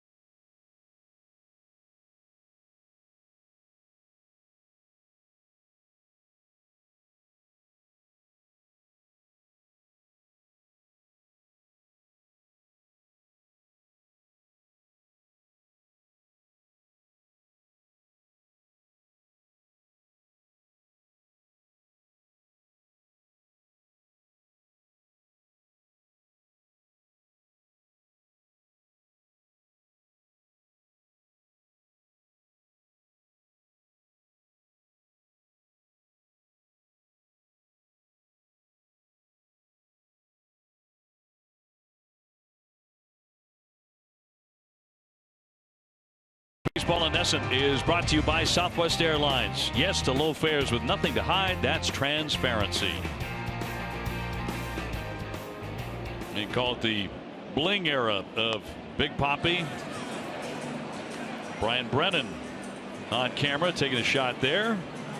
Brian, who also travels with us extensively around the country. There he is, the selfie king of Boston. Yeah, there you go. Got a great sense of humor, as you can tell. Go to the 6th inning here, 1-0. So far, Price's pitching line brought to you by A's Ticket. Through 5, the 1 home run by Devin Travis, and Hembree now in the ball game. And there's a high fly ball down the left field line. That is going to go foul up into the Coca-Cola section. So Price right now on the hook. And Encarnacion the batter. I think the reason for the early exit for David Price, the fact that he'll be working in that game 2 against Cleveland, and I think John Farrell managing pitch counts and managing the game the best he possibly can with the Red Sox going into postseason. Hembree getting a very tough part of the order here, and a ground ball sharply hit down for it. Brock Holt up and gunning and gets him.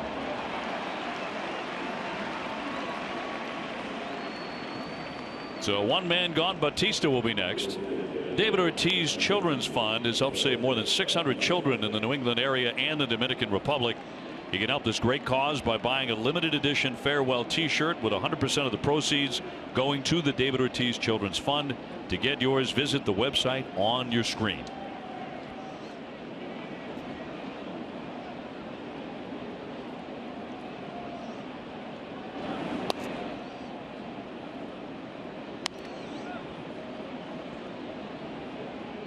The Bautista guy will be a free agent at the end of the season. as is Encarnacion. It could be a very different look to this Toronto team next season. Wicked swing and a miss, 1-1. Hembree has become a very valuable member of the Red Sox bullpen. Basically a fastball slider type pitcher. That was the slider.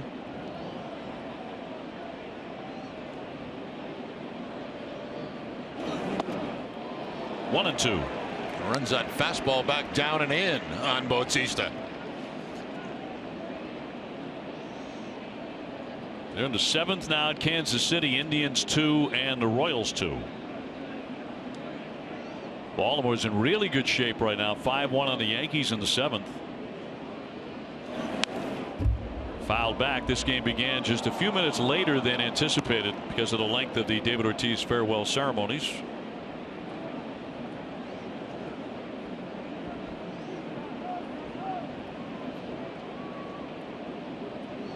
The Orioles can clinch a wild card with a victory in New York today, and Toronto can do the same thing with a win here at Fenway.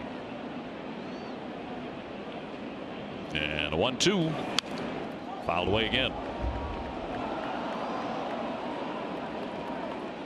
Bautista missed a chunk of time to injuries, missed 45 games. But he is homered in this series. His last 6 homers have either tied the game or put Toronto in the lead. One, two. Spoiled again.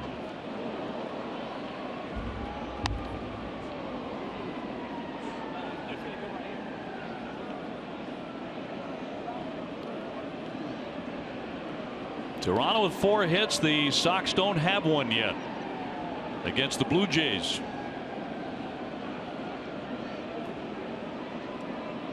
And we're looking for a strikeout here, but a very tough hitter. Just off the outside. Didn't miss by much. A very tempting slider that time from Hembree, and almost chased by Bautista. The ball about 2 or 3 inches off the outside part of the plate. Very good pitch.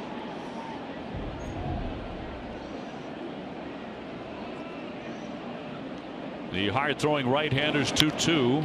A check swing. Little roller here to Hanley Ramirez. And he'll get to the bag in plenty of time for the second out.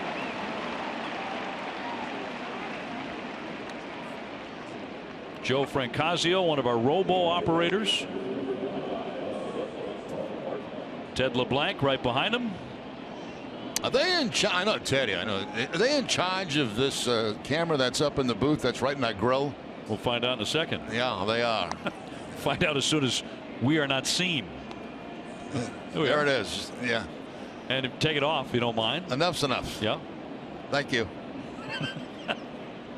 I'm with you. Enough.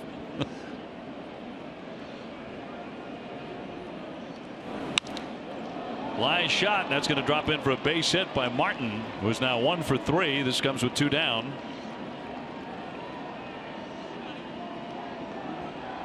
So that's the 5th hit of the game, all by the Blue Jays, and Tulowitzki is next. He has a double today that came back in the 2nd innings, also popped out to second, but on the double Bautista tried to score all the way from first base, and the Red Sox executed a terrific relay, 8-6-2, and they nailed him at the plate. Nailed Bautista. Toronto's only run on a home run by Travis in the 5th inning. There were 2 great plays defensively in that inning for the Red Sox. First of all, the relay play that Bradley gets to Bogaerts. That's on one hop. Bogaerts very quick release to home and plenty of time to get Bautista. In that same inning, Dustin Pedroia made a tremendous play at second base, going up the middle to get the final out. Smack to center field. Jackie Bradley backing up a bit. He's got it. Out number 3. No runs, 1 hit, 1 man left. Sox are looking for their first hit of the day. 1-0 Toronto.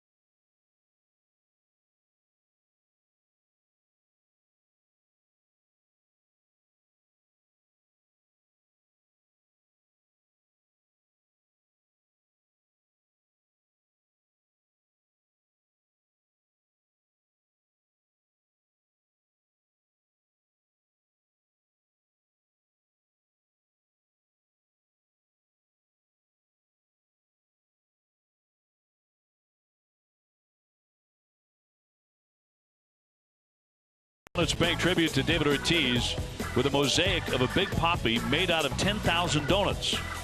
That outlines the hometown favorite, one of his most memorable poses, and 34 cents for every donut used is being donated to the Greater Boston Food Bank. Some of our engineers as we look at Tim Jobin and Pat Calhoun. Thank you, gentlemen. Keeping that truck running. Part of our fantastic crew here at Nesson.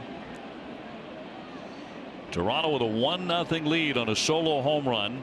Benintendi to lead things off against Sanchez. It's been sensational. Only 2 base runners, but no hits. Andrews 0 for 1. He's flying out to center.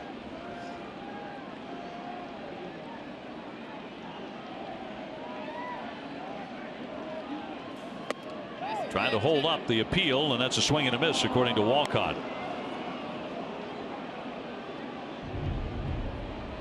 Take a look from the side. Yes, there was a swing.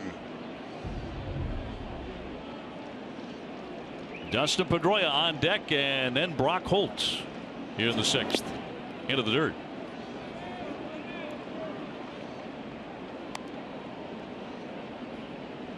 Benintendi on Friday night ripped his 11th double of the season. That's tied for the most by a Red Sox hitter through his first 32 games going back to 1913.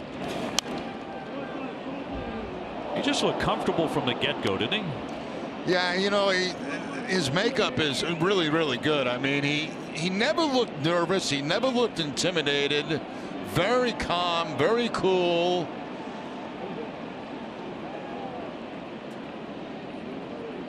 Showing he can play defense. He can run. A lot of tools.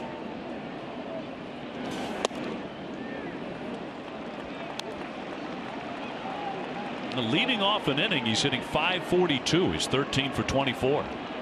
And over a larger sample too, I think we're going to see some home runs from him too. I watch him in batting practice daily, and he's got good power. 3-2, and he missed with it. So that's going to be ball 4, and the Red Sox have the leadoff man on for the first time today. He tried a 2-seam fastball that time. A lot of movement on it that actually took it away from the outside corner.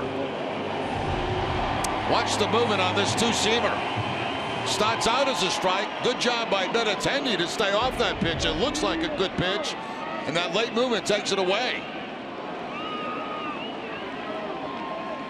Dustin Pedroia is 0 for 2 with a comebacker, and another comebacker that glanced off Sanchez's glove, and he grounded out on that play. Oh, he went for it. Foul tip to the mid for a strike.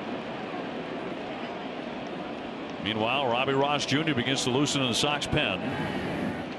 Red Sox have already gone to the bullpen, and Heath Hembree, after Price went the first 5.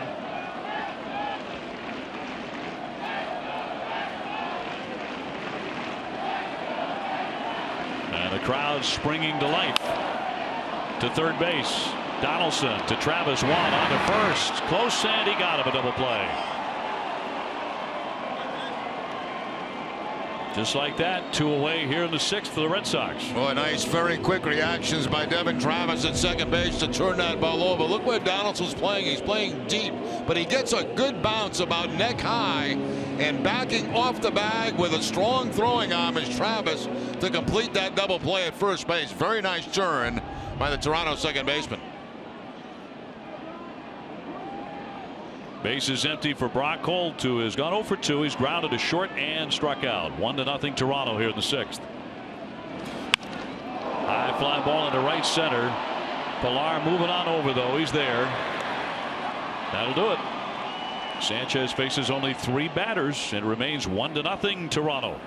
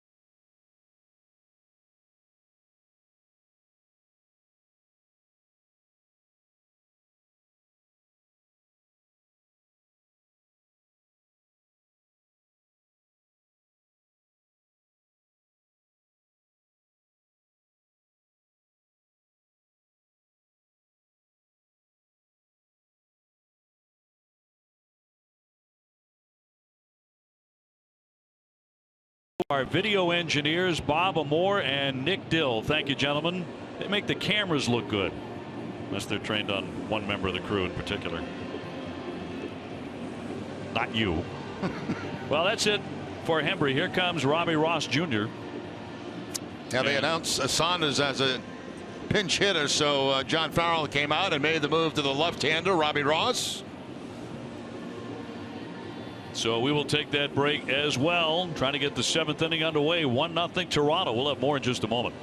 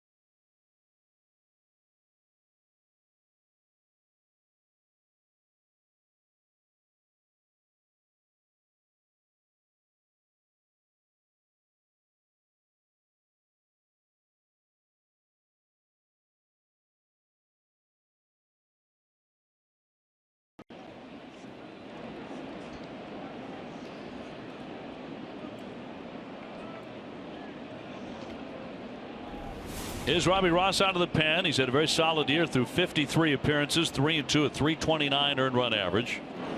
Brought in to face Saunders, and he deals him strike one. Saunders batting for the first time in this one. Dangerous because he's hit 24 home runs. We're in the 7th. 1-0 Toronto. A strike.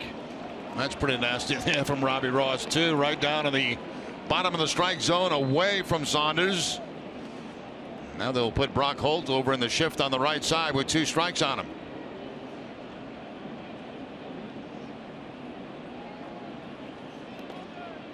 He skipped that one to make it 1 ball and 2 strikes.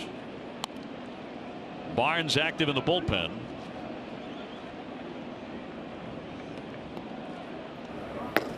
When the Sox come to bat in the bottom of the 7th inning due to hit Betts, Ortiz, Ramirez. Sanchez has been dominating for the Blue Jays. Red Sox do not have a hit.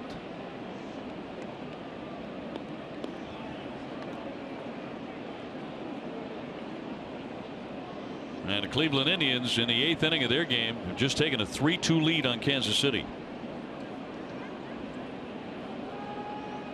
1-2. Just a little high at 94.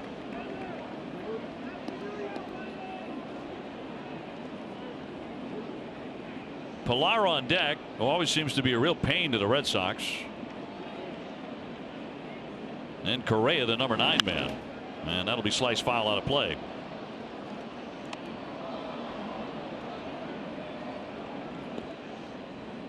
Coming into play on his final Sunday of the regular season, 5 teams were still alive for wild card spots in baseball. That had never happened before. In the wild card era, here's the 2-2. Rolled foul again. Yeah, great for the game. It really is to have interest in different places at this stage of the season.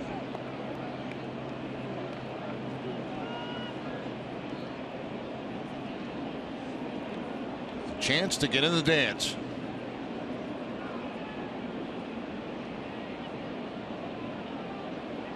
Red Sox know they'll be playing the Indians on Thursday. It's just a question of where. Backing up Pedroia from shallow right. They'll throw on to get Saunders.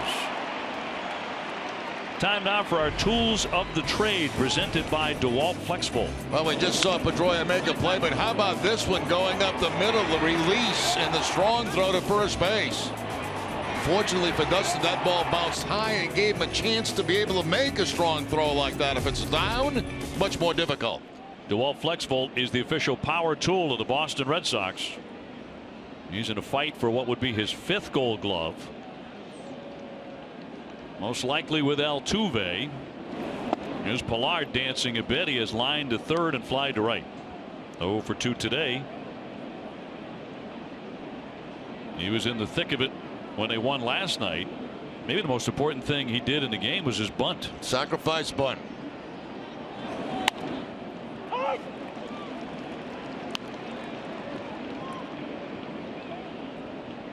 He scored the winning run without the benefit of a hit, mainly because of a good bunt. Here's the 1-1.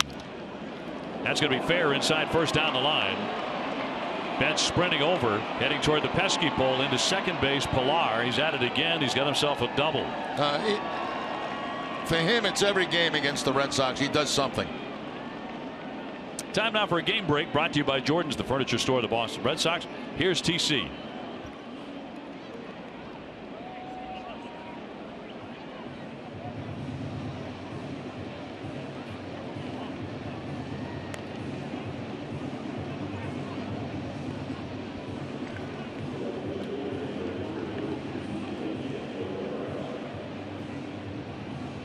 All right, Tom, thank you very much. 1-0 Toronto on a solo home run from their leadoff hitter, Devin Travis. Now they're looking for more. They have a runner at second and 1 down after the double by Pilar. And Carrera always a threat to drop down a bunt. Taking ball 1. I think one thing they would prefer in this situation is him to swing away. You've got a man in scoring position already at second base. Very tight ball game.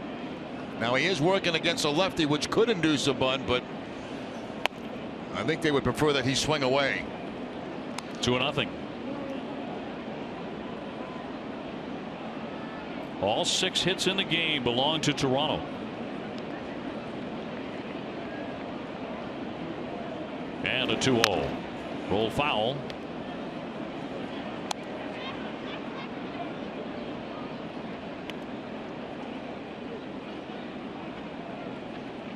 When you look at the recent scores, you'd love to see the Red Sox pile up some runs, at least in 1 inning before the postseason begins, wouldn't you?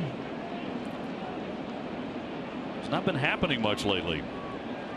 Very low scoring games throughout the last couple of weeks. That one's outside.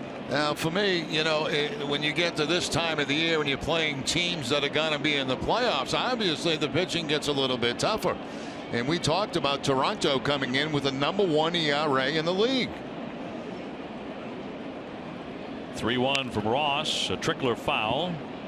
And go back to that Baltimore series. The Red Sox did not score more than 5 runs in any of those. They went to Tampa Bay and won 1 game 6-4 and then won another 3-2. Got swept by the Yankees, scoring 4, 3 and 1 runs. 3 runs yesterday, nothing yet today. You're right, the pitching has certainly been better during that stretch against the Red Sox. And it's going to get better as the playoffs go on.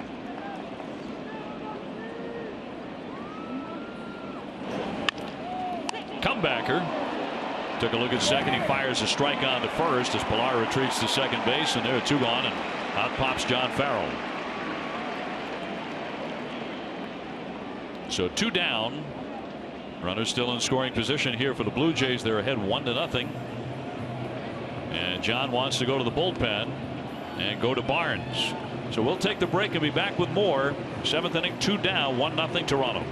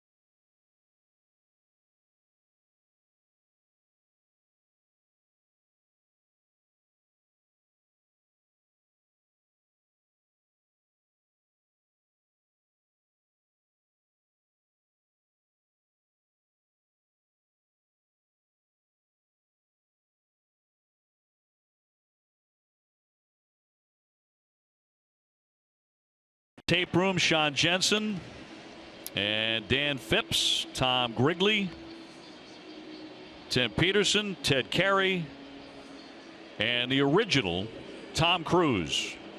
I thought he might have done a better job banking some of those films, but it's great to have Tom with us, working double duty.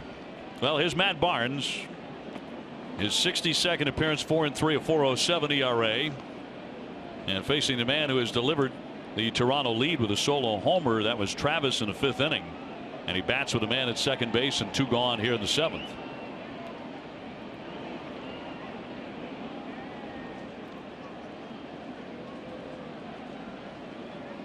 And again, Cleveland leading 3-2 8th inning against Kansas City. And if they win and the Red Sox lose, Cleveland will have home field advantage for the division series. So Sox will have to go to play the Indians on Thursday. 2 down and fouled away for a strike. Back to his home run swing. Now last time up he got a cut fastball that just kind of stayed out over the strike zone, as you can see right there, and Travis picks up his 11th home run of the season. And that has been it on the day.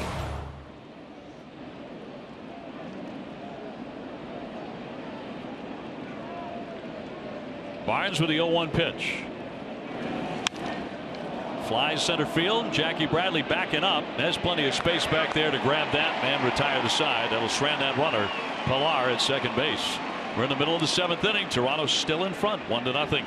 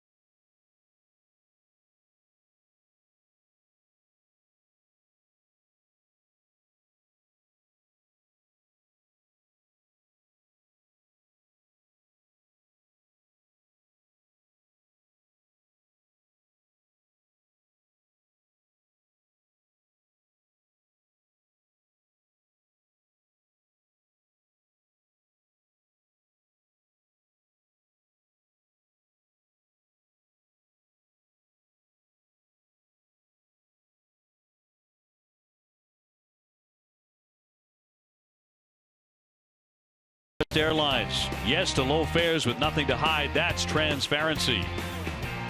Still a 1-0 game. Toronto has out-hit the Red Sox 6-0 as we go to the last half of the 7th inning.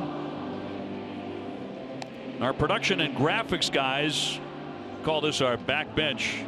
Dwayne Detremont is with us as well as Kevin Cedergren right there in the middle, and Phil Pesci right in your grill. Crazy Joe and Bobby Titus. Thanks, guys. Terrific work as we continue to salute our crew and David Ortiz on a farewell day for Big Papi, at least for the regular season. Aaron Sanchez pitching line is brought to you by your Eastern Lexus dealers.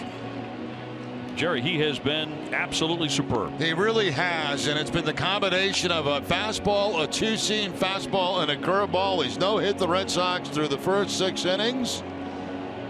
It's a heck of a ball game here this afternoon at Fenway Park. Red Sox would love to get something going here in the 7th.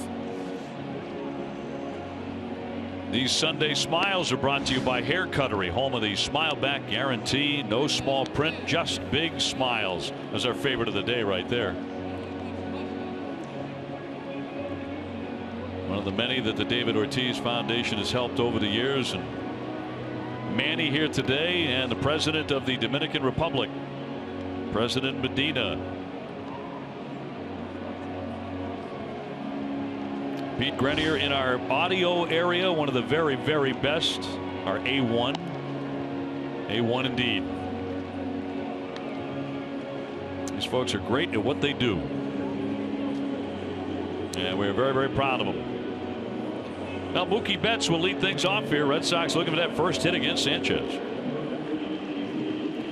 Mookie on the day with a fly to right and a fly to center.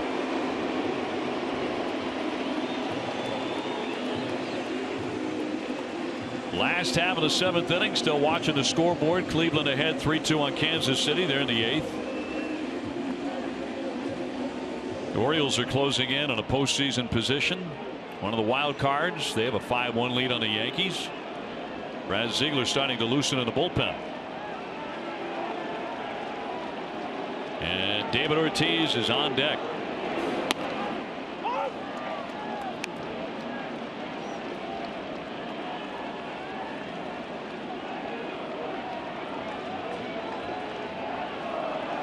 Sanchez 0-1 off the outside.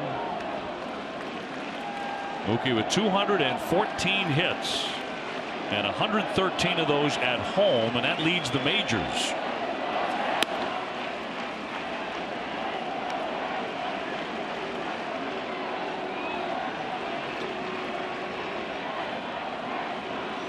The fans already anticipating a Poppy moment late in the game. Hard hit but foul. He's already delivered one in the series with a game-winning home run. This greater coverage of baseball brought to you by T-Mobile. David Ortiz all-time Red Sox ranks, including number 2 in home runs at 483. Great to see Yaz as part of the pregame ceremonies today.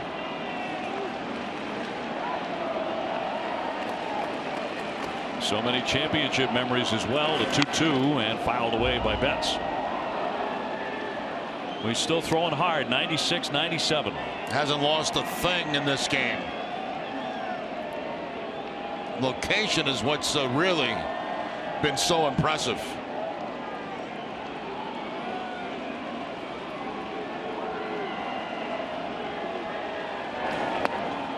Left that one low. And a full count. The only base runners today for the Red Sox, 2 walks and a hit batsman.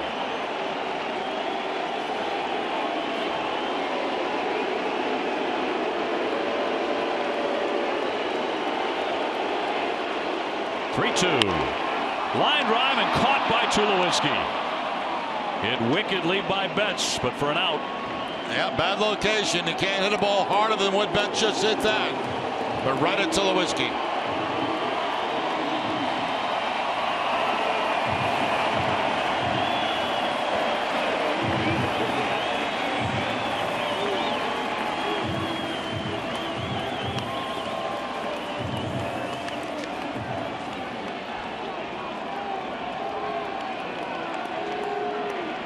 Big Poppy with a strikeout in the second, a strikeout in the 4th.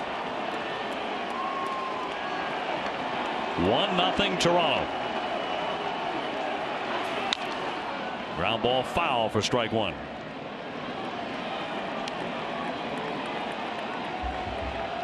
David hit his first regular season home run as a member of the Twins on September 14th, 1997.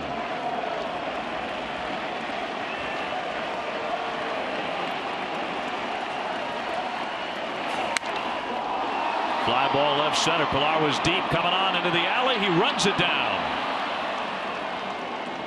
2 down. That toward the end of the bat of Ortiz, and Pilar with that great speed able to track that ball down. Lingering for a moment to talk with his friend Encarnacion.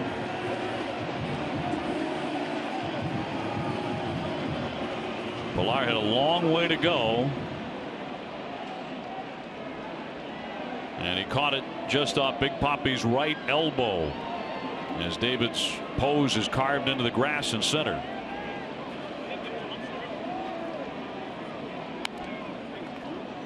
So David 0 for 3. Brings up Hanley Ramirez, who was struck out and fly to center.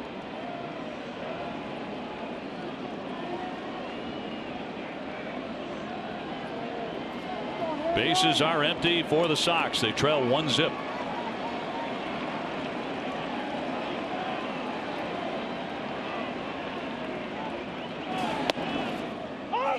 Right at the knee at 96 for strike one.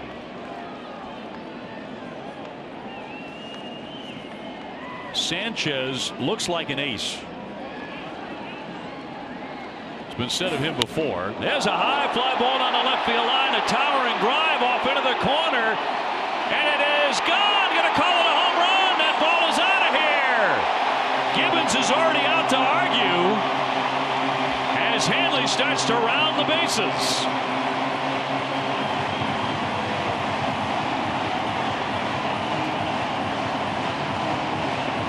If it holds up, it ties the game, and it would be his 30th of the season.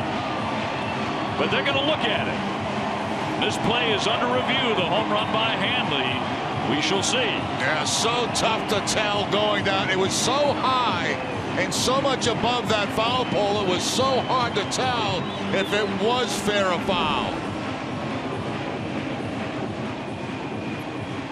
You see the track of the baseball. I mean, that's a very difficult one to call from any of our camera angles.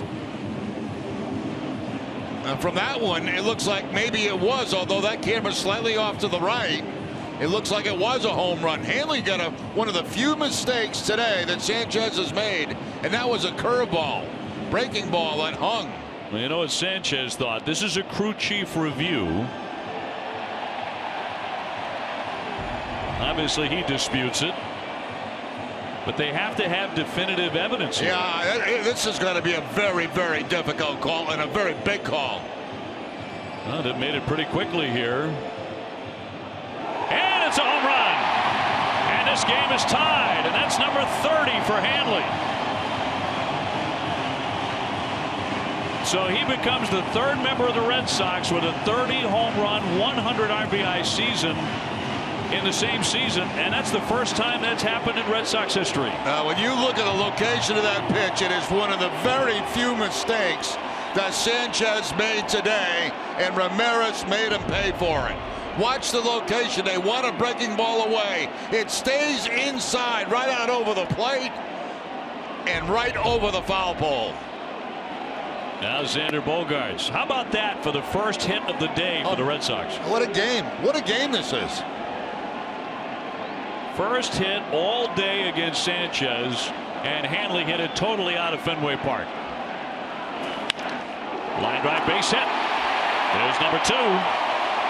As Xander Bogaerts is on. Speedway is proud to be New England's first choice for value and convenience. For every Red Sox home run this season, Speedway donates to Boston Children's Hospital. Stop by a Speedway near you and pick up your Speedway rewards card and start earning points today.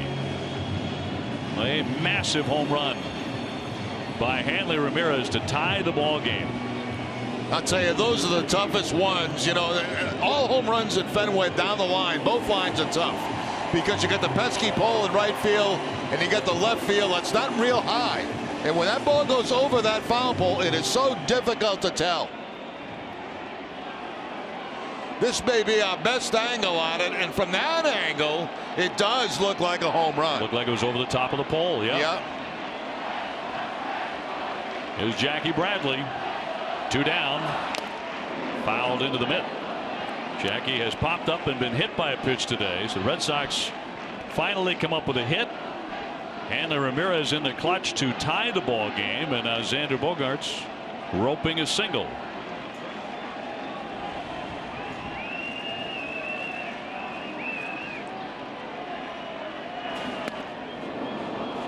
Oh, 2. Now right back to 2 straight fastballs that time at 95. So he still has the good velocity, 95, 96. Throwing him by Jackie Bradley Jr. Brett Cecil loosening the left-hander in the Toronto bullpen. Hanley now 10 home runs in his last 22 games. But he gets to 30 with a big fly. 1-2.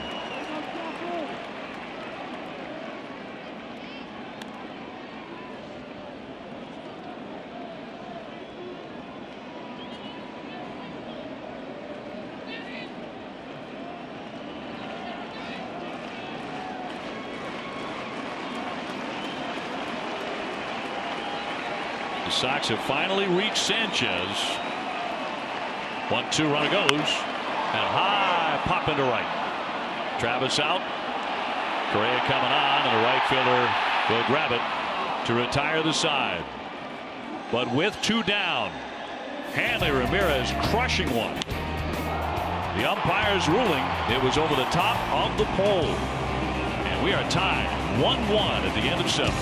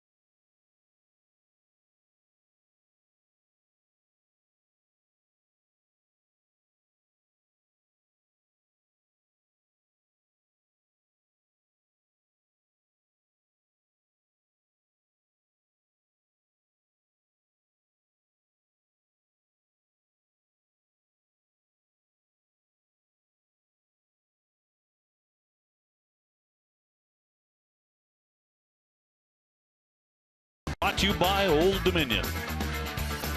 Pre-game ceremonies, some Red Sox greats, immortals, carrying trophies too. Johnny Gomes, who joined us in the booth for a very entertaining half inning.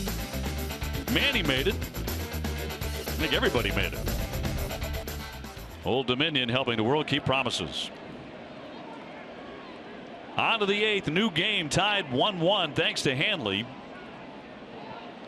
And here's Donaldson taking one down low. And again, history made moments ago here as Ziegler comes on to pitch.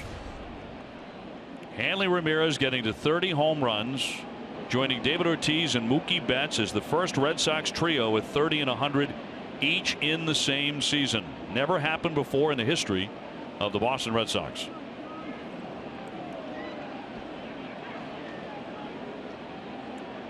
And the ground ball specialist with a 1-0. Donaldson has walked, line to left, and flied to left, so he's 0 for 2. Yeah, trying to keep these guys in the ballpark. That's why they call the Ziegler the single ball pitcher.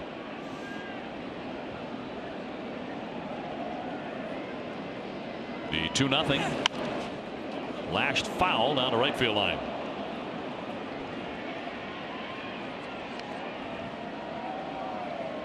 David Price went the first 5. He gave up a run, 4 hits. He'll have no decision. Came out after 5. Obviously, John Farrell wants to limit his innings leading up to postseason play. Red Sox finally getting, at least for a run, Sanchez, who had been brilliant. The 2-1.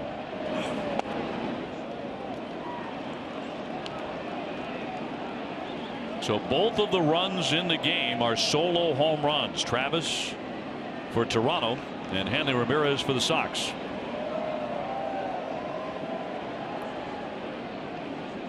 The 3-1 Line toward the gap. That's going to get into the alley and all the way to the wall. And Carmen's back to Jackie Bradley. That's a long single for Donaldson. Red Sox get it in a hurry.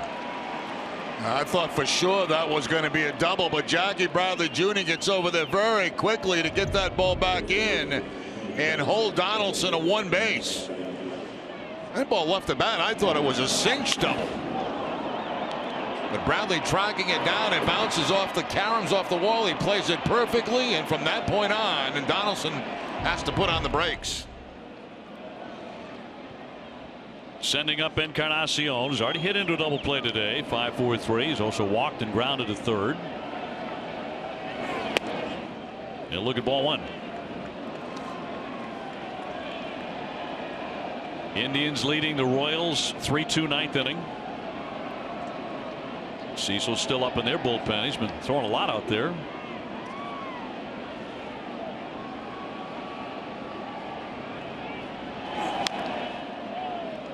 One and one. If you're just joining us, a Red Sox win and a Cleveland loss in Kansas City would give the Red Sox home field beginning Thursday in Game 1 against the Indians. A Sox loss and a Cleveland win, and the Indians would finish with home field advantage. If the Red Sox and Indians both win or both lose, Cleveland has to play their makeup game on Monday with the Detroit Tigers to determine who gets home field.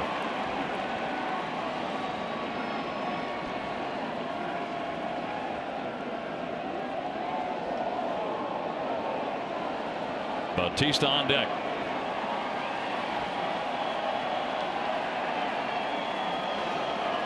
Brad Ziegler with a 1-2.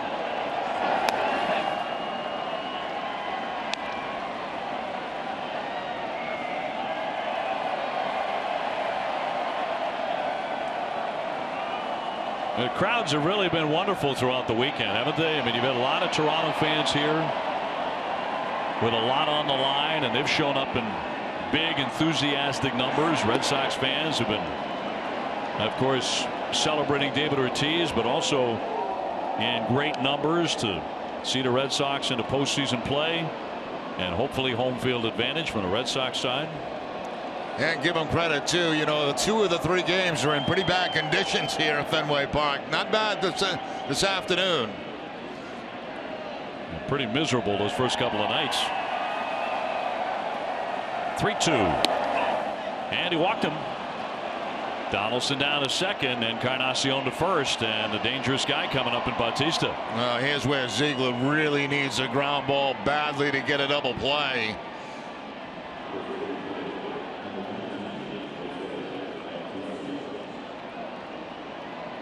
Carl Willis wants a mound visit here with Bautista coming up. He has walked, singled, and grounded out.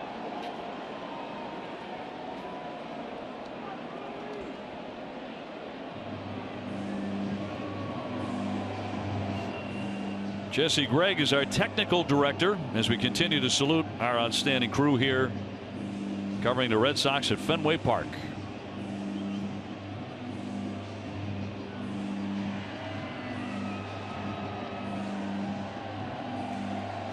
And Baltimore has defeated the Yankees 5-2. That is now a final score.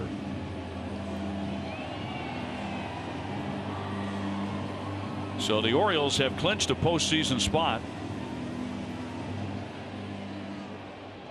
Toronto is trying to do the same thing.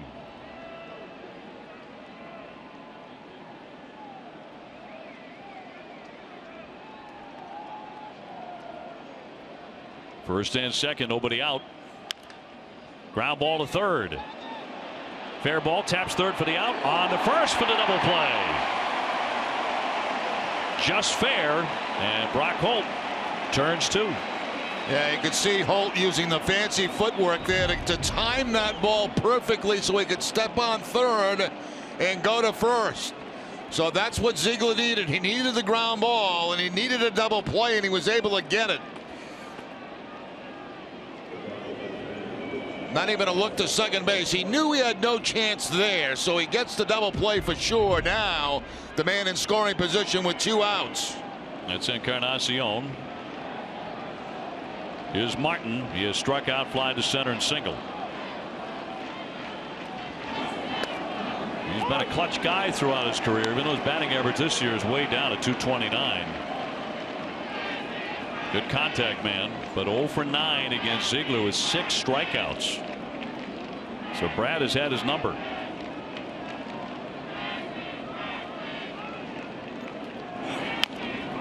Softly hit. Here comes Holt. He's going to pick it up, stick it in his back pocket. That'll be a base hit. And move Encarnacion down to third base. An infield single for Russell Martin. Yeah, very wise right there by Brock Holt not to make a throw to first base, because any errant throw at all and that run scores, you know by the way it's hit you don't have a play. You don't have a play at first base, so don't even throw it.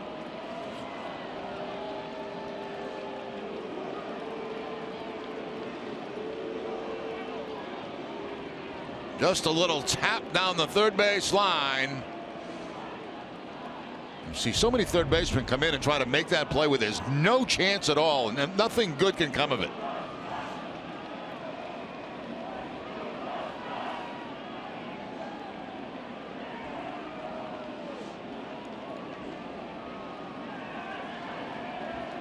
Two down, first and third. Here's Tulowitzki.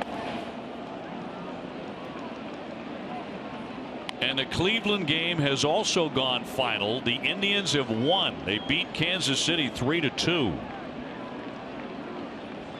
And that means that the Red Sox have to win this game and force that make-up game between the Indians and the Tigers if they're going to have home field advantage, or a shot at home field now.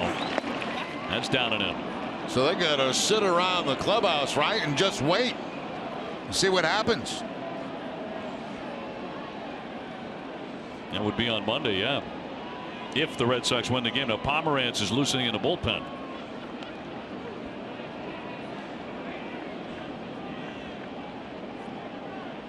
First and third with 2 down. Tied 1-1.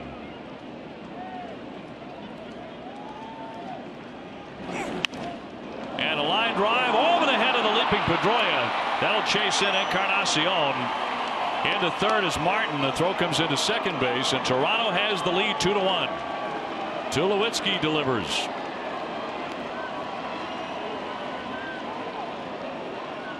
And here comes John Farrell. Tulowitzki with a very good swing here. That ball a little bit higher than Ziegler would like. He likes to have that ball down around the shins. That ball comes up a little bit, but a very nice swing by Tulowitzki right there. Inside out swing to pick up the base hit and drive in a run. So that puts Toronto in the lead here in the 8th inning, 2-1. And that'll bring the left-hander Pomeranz into the ball game. We'll take the break as well. First and third here for Toronto, and they're up by 1.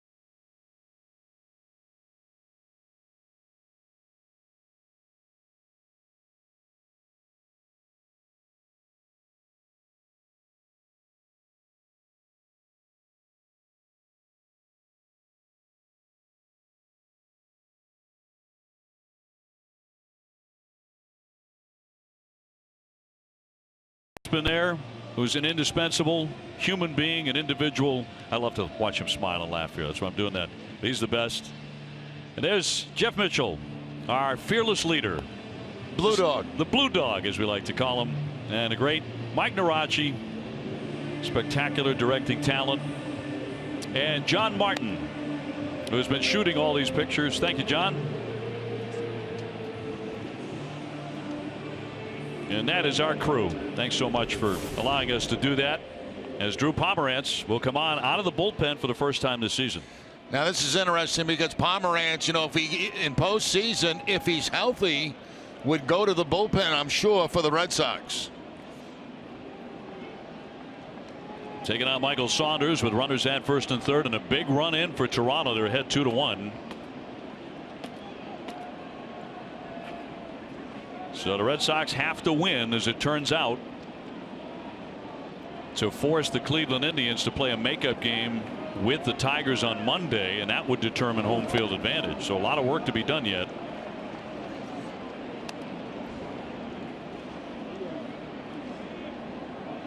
Saunders came on to hit for Upton in the 7th inning, and he grounded out to second.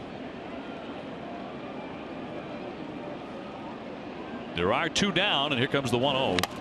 Fouled off the catcher.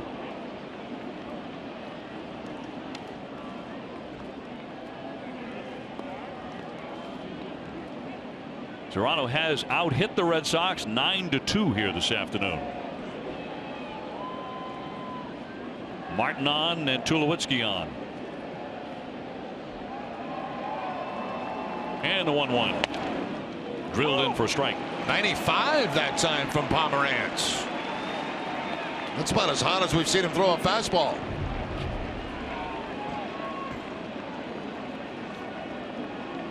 He's been battling a forearm issue.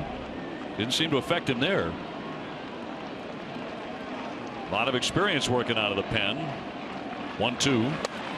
Wouldn't chase it.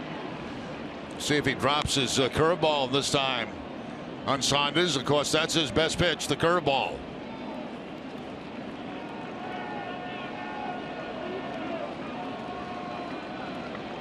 Well, staying with the fastball, it looks like. 2-2. He got him. 95 again to strike him out. However, Toronto back in front. We go to the last half of the 8th. Blue Jays 2 and the Red Sox 1.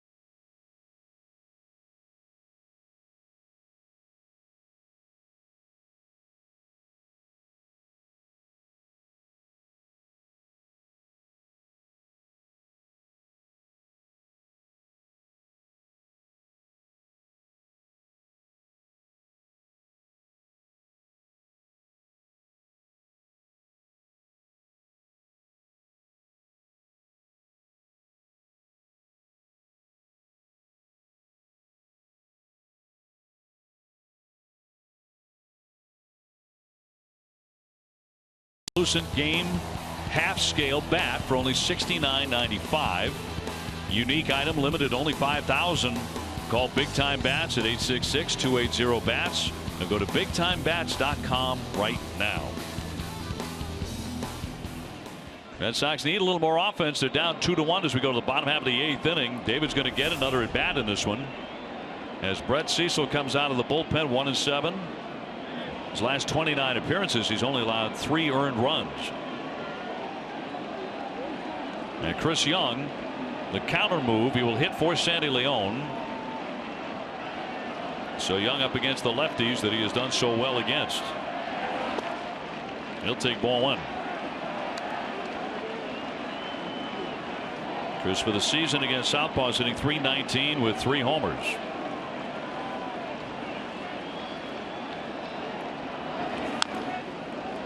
One ball and 1 strike.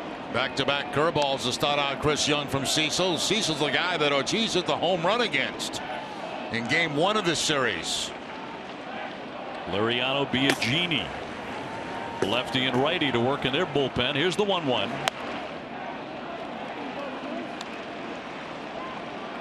Benintendi on deck, followed by Pedroia. Getting late here at Fenway on the last day of the regular season. Through there for a strike. That's certainly something Young didn't expect there. The breaking ball on the 2-1 count. Fastball count, doesn't get it. And actually a pretty good curveball to hit. 2-2 home. Softly hit, but he's going to drop it down into right field for a base hit. So a nice start for the Sox here in the 8th inning. Young off the bench for a single. Yeah, he gets the breaking ball again and just fights it off, muscles it to the opposite field for the base hit. That one a little bit more to the outside part of the plate. And that time Chris Young was ready for it.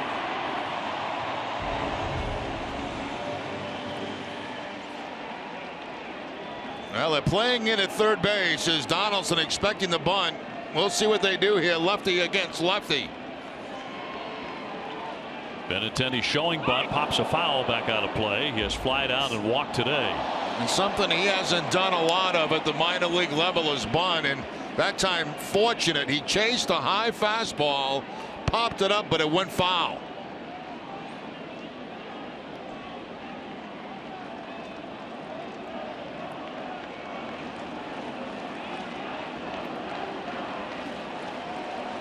And the lefty throws to first base and scooting back in Young. Now, if you're going to bunt this ball, if you're Benintendi, you're going to try to go down that first base line. You've got a left-handed pitcher out there. You've got Donaldson in tight. The first baseman has to hold on the runner, so he's the guy that can't really charge immediately. The 0-1 bunting again, looped up and dropping foul. Let's just say that Benintendi does not have good bunting skills right now. It's something he hasn't done very much at the minor league level. Once again, you can see the angle of the bat, how flat it is. The barrel of the bat has to be on top of the baseball. And look how flat that barrel is. He's underneath the ball. That's why he's popping it up.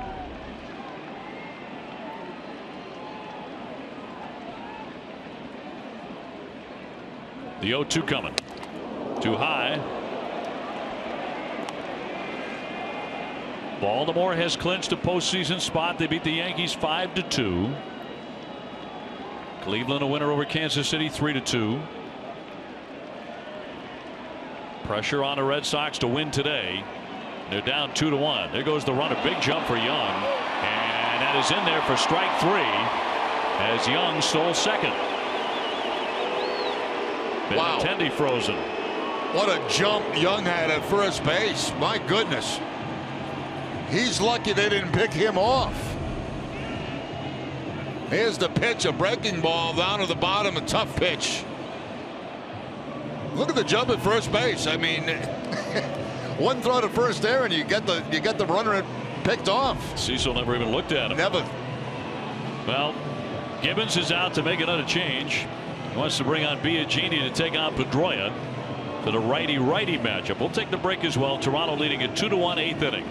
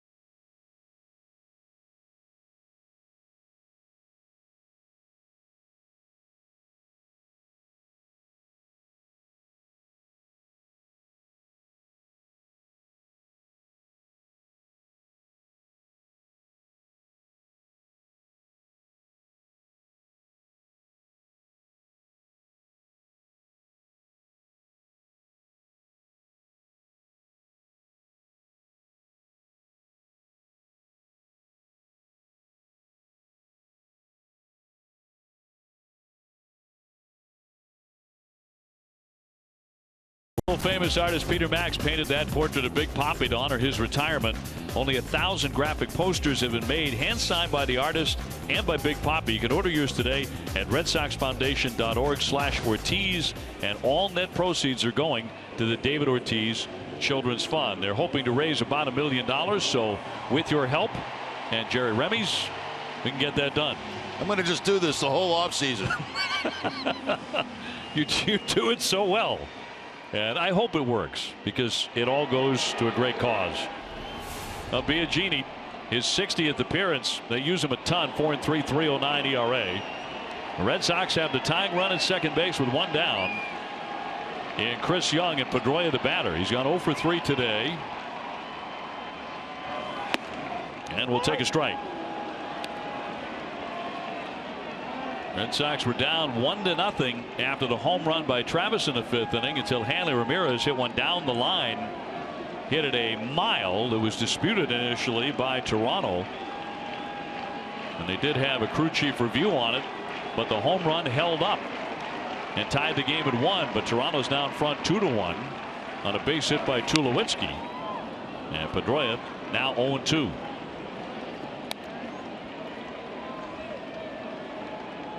Dustin hitting .318, .327 with men in scoring position. Since the 9th of August, he has been on fire in spots like this.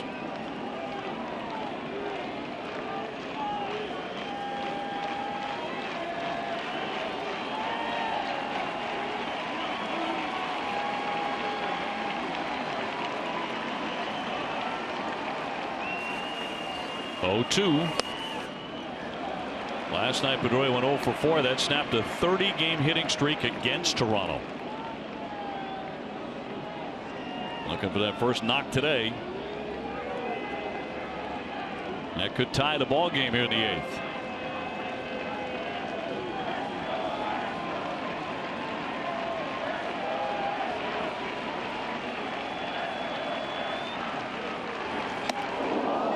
Two.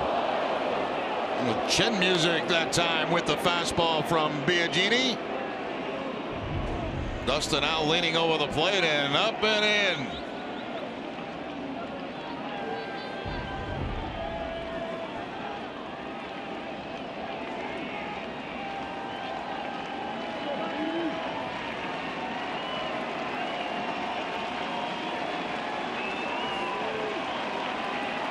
Young leading off second. Poke foul up over the top of the State Street Pavilion. Cut fastball that time. Instead of the up and in that time, away from Pedroia, is able to foul it off.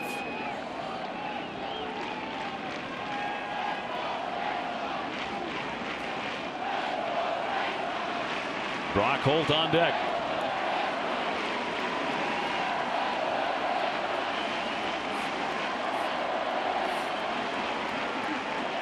Biagini's 2-2. Breaking ball, and he dribbles that one foul. Big curveball. Yeah, one of those Pedroia at bats. You know, you foul off some tough pitches. That cut fastball away. Just gets a piece of the curveball that time. He really makes you work.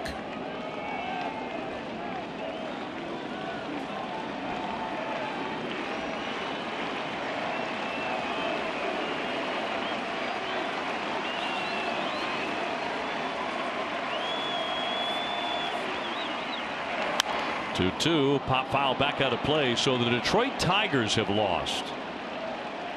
They lost to Atlanta, and that means that Toronto, as of this moment, has also clinched a wild card spot. That game is actually final, so we're a little ahead of the scoreboard. Final score was 1-0 in that game. So the Blue Jays are in. So the remaining drama here as we move into evening at Fenway Park is around the Red Sox and whether or not the Sox can force the makeup game on Monday between Cleveland and Detroit to determine home field advantage in round 1. That's a bullet down the line, hooked to the corner, but foul up into the seats.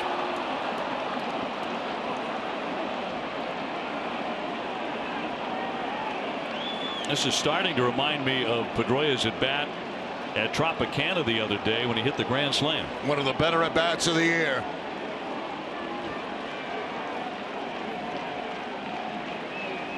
During the Red Sox 11-game winning streak that sent them to a very comfortable place in the standings.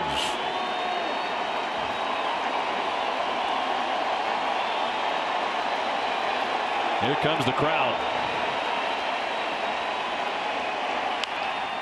Ground ball toward third, fair, back in it on top of the bank. The throw, and in time to get him. Outstanding play by Donaldson, with Young holding at second base. Yeah, what a tremendous play that was by Donaldson. And that ball hugging the line, and he's able to backhand it and in foul territory make a throw to first base and get Pedroia.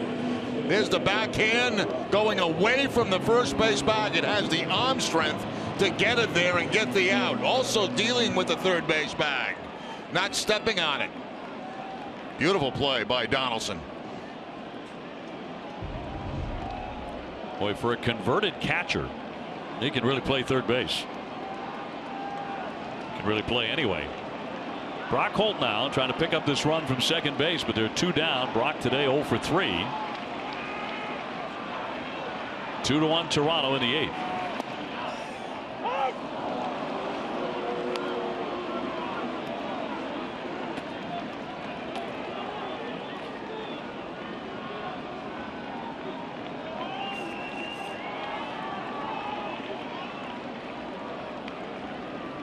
Young at a pinch hit single.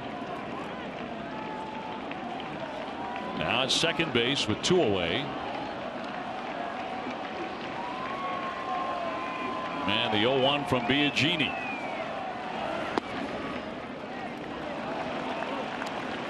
First changeup that he's featured so far since being in a game, and he saves it for the left-hander Holt.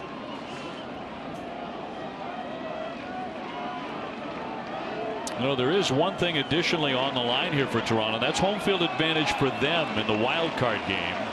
They have to win to get that. Fouled back. A lot of eyeballs on this game right now.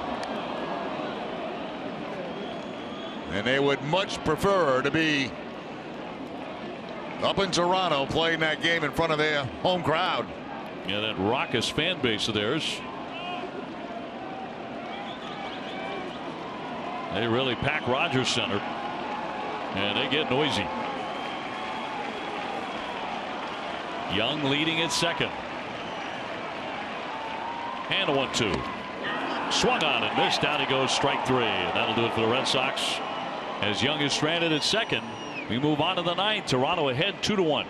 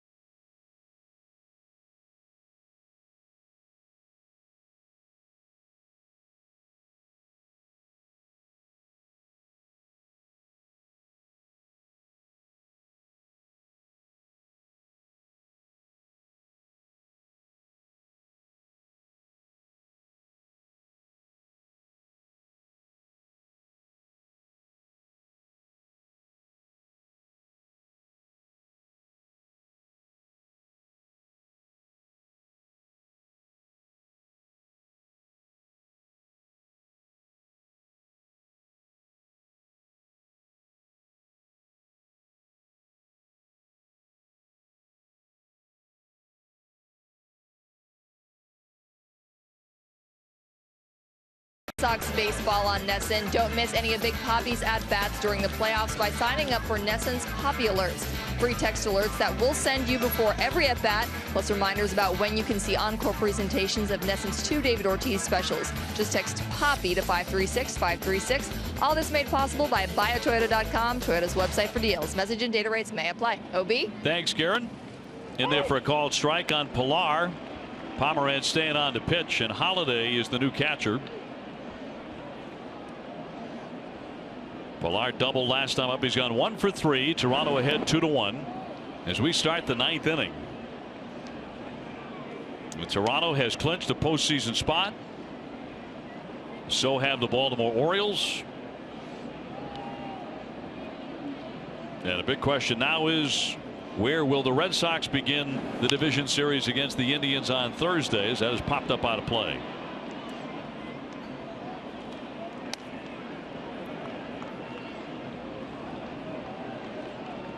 Well, it's a couple of bad losses at the end of the season for the Detroit Tigers. They lost today 1-0, and they lost their last 2 to Atlanta.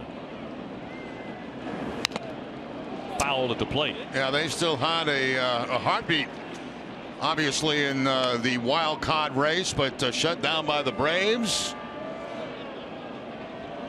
A little bit more relaxed now in the Blue Jays dugout, but still fighting for home field. 1-2 check swing. They do appeal no swing, says Brian Gorman. And yet, as bad as it was at the end for the Tigers, if the Red Sox can rally and win this game, Tigers are going to have to host Cleveland on Monday and play a game that is of no meaning to the Tigers, but considerable meaning to the Indians and the Red Sox.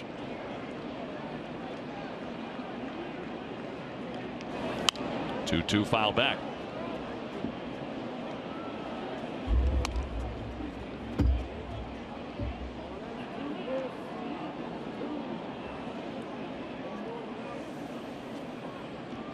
Carrera on deck.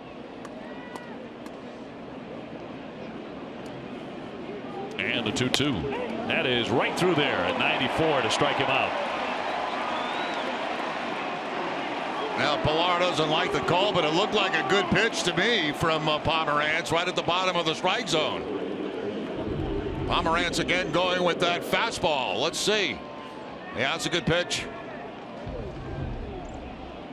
He's throwing harder in this performance than we've seen him all year. Well, you know, he's coming out of the bullpen.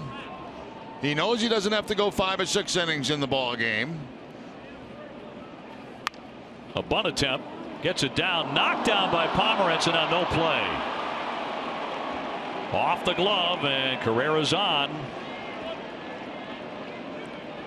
We've been talking about throughout the series what a good bunter he is. Yeah, and you can see Pedroia playing in, and that ball was designed to go toward Pedroia. Pomeranz cuts it off. He tries to backhand it, and it pops right out of the glove. Been better off letting that ball go to Pedroia, really, because that's what they were defending against. Play should have made nonetheless, so he is charged with an error.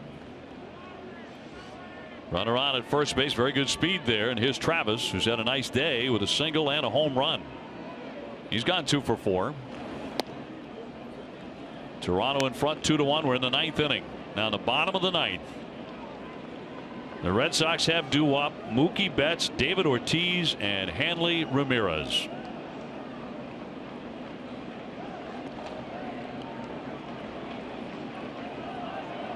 And a 1-0 from the lefty.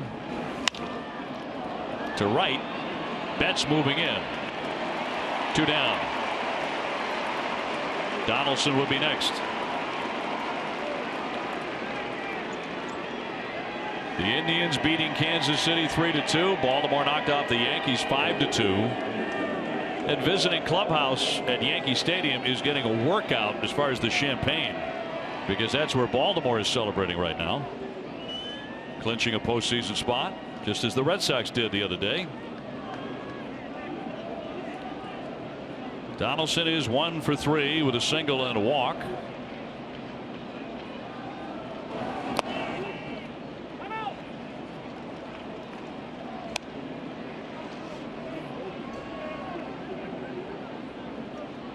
Tazawa throwing.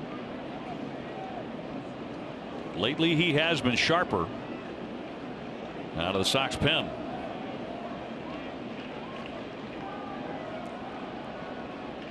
And Pomeranz with a throw to first base.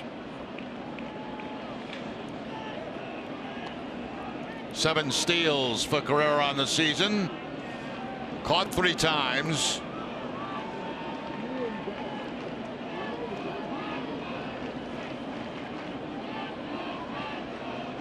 Donaldson stuck at 99 RBIs at the moment. The 1-0. Pomeranz is the 5th reliever used by John Farrell today. David Price went the first 5 innings. No decision for David. Gave up 1 run, 4 hits. John Farrell trying to preserve him for the postseason, so took him out after 5.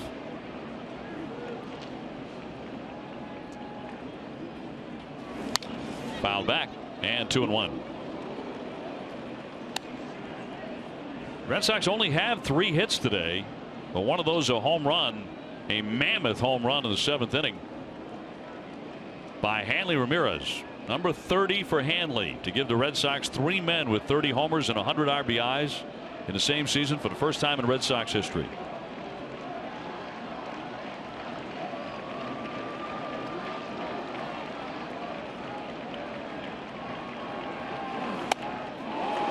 Two and 2. Well, again, the good velocity from Pomeranz. 94 with the last fastball. Upstairs and biting was Donaldson.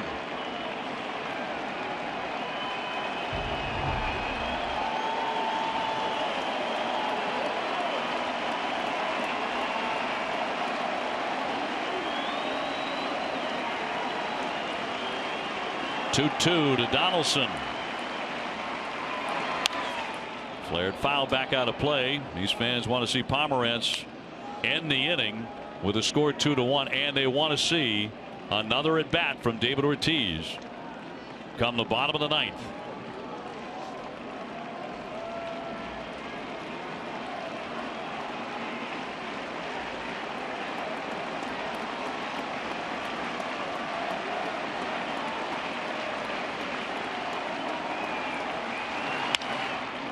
Drill to center. Bradley, he's going to get it on the warning track. He ran it down.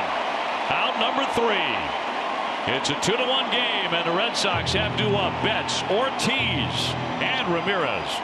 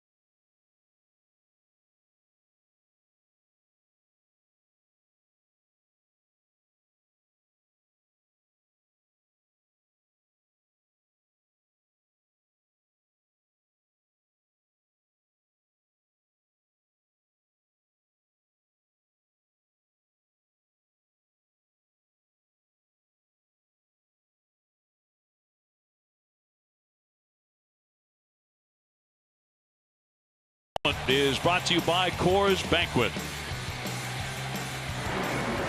And about an hour-long pregame ceremony to say goodbye to David Ortiz, at least for the regular season. Gifts galore. Even got a bridge named after him. And some of the Red Sox all-time greats, large and small, to greet Big Papi, including the president of the Dominican Republic. Quite a send-off for David. It's unlike anything I've ever seen in person.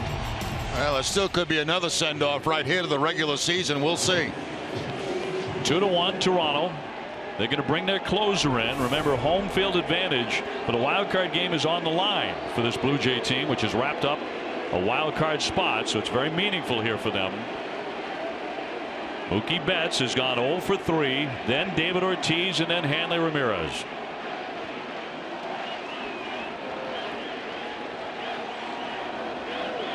And a hard-throwing right-hander's first one, and there's going to be ball 1. Mookie today, a fly to right, a fly to center, a liner to short that was caught by Tulowitzki. That was a bullet.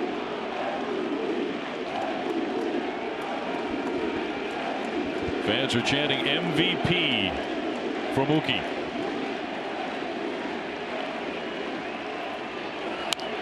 Fouled back to make it 1-1.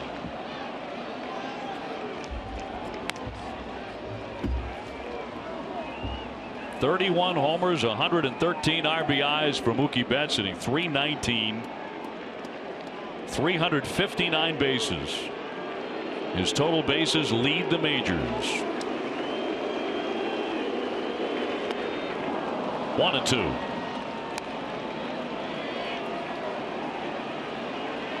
And everybody waiting on number 34.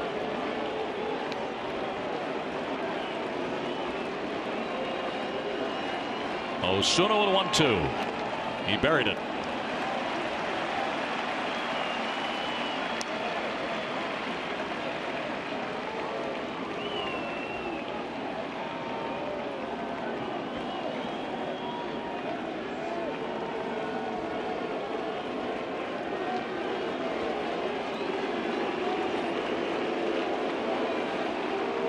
Two to Mookie. To the shortstop, Tulowitzki. One hands it, fires to get him. One down in the ninth. And David Ortiz approaching the plate.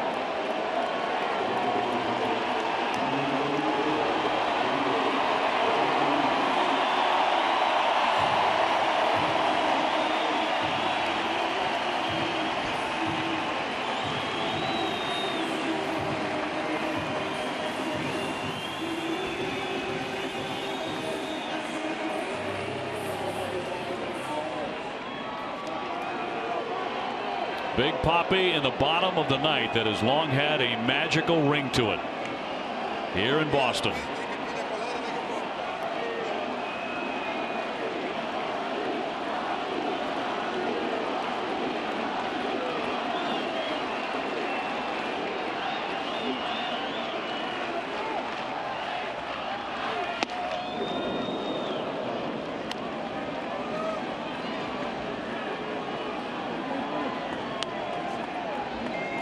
Done a good job so far today keeping the ball away from David Ortiz.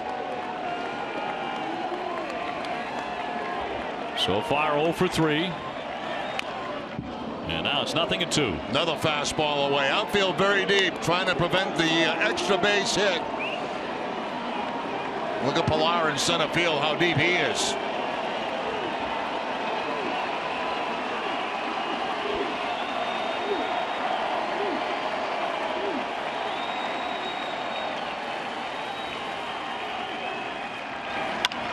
Little dribbler.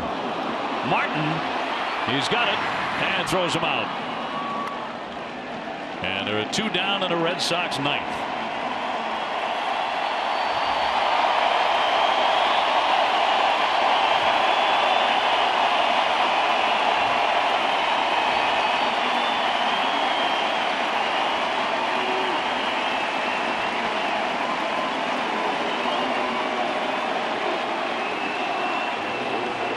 For so many of the fans here right now applauding for Big Papi, that's the last time they'll see him in person.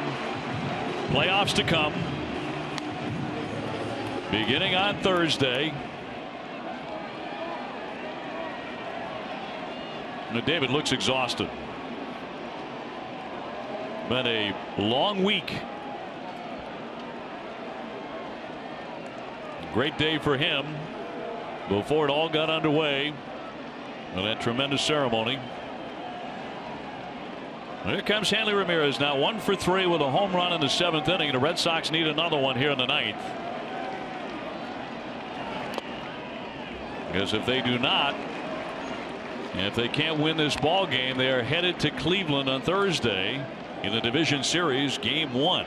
The Indians have won.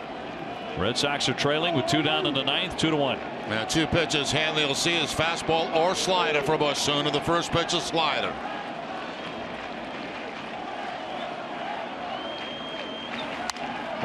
Knocked foul back out of play to even up the count. Back to his home run in the 7th inning. This was not a break. This was not a slider. It was a curveball that he hit for a home run off Sanchez. It just stayed inside. One of the very few mistakes Sanchez made today. He was convinced it was foul, but the umpires didn't take very long when it went to review. Only took about a half a minute to uphold the call as a home run. 1-1 pitch. Tried to hold up, but he went, according to home plate ump Guccione, and it counts 1-2. Yeah, Guccione calling that on himself. Didn't even ask for help from the first base umpire. Take a look from the side, and Hanley go. Woo. I think that's one he'd ask for help for him.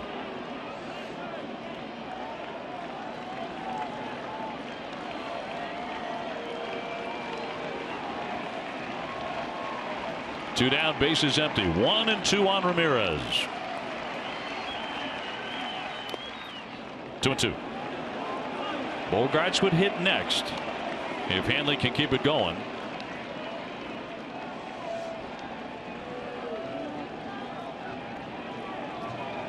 Toronto got into the postseason today. So did the Orioles. So 3 teams from the AL East.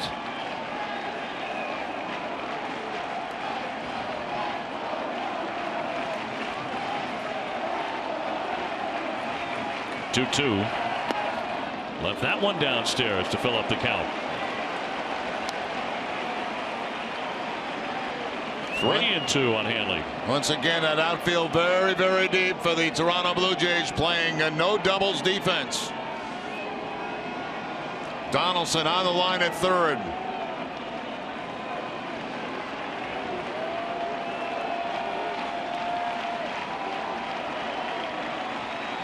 And a payoff pitch. And he walked him. The Red Sox still have a pulse here. And the Ramirez taking ball 4, and Xander Bogaerts will come on up to swing. Today he has gone 1 for 3 with a base hit. The Red Sox only have 3 hits this afternoon. He's 1 for 5 against Osuna. Owens and Tazawa now loosening up side by side in the Red Sox bullpen.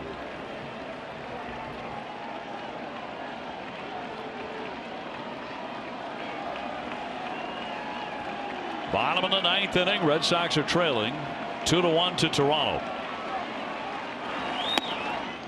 Up and away for a ball. So everything has been away from Osuna.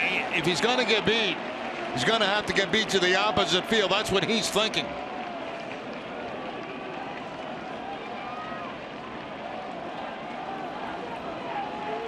Tying run on at first base, and Hanley Ramirez.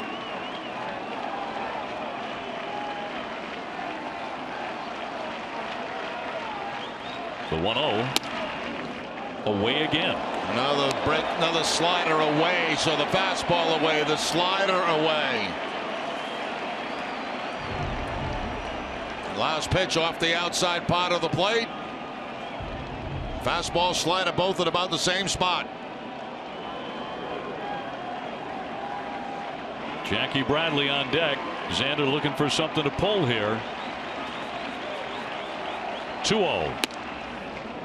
That's a strike. Yeah, even on the 2-0 count, you can see him wearing out the outside part of the plate. That time catching the corner with the fastball.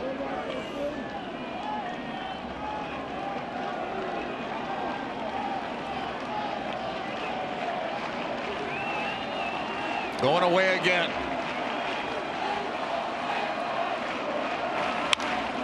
Line shot, center field, base hit. Down for a single. Ramirez to second base. And the Red Sox are not done. 2 on and 2 out.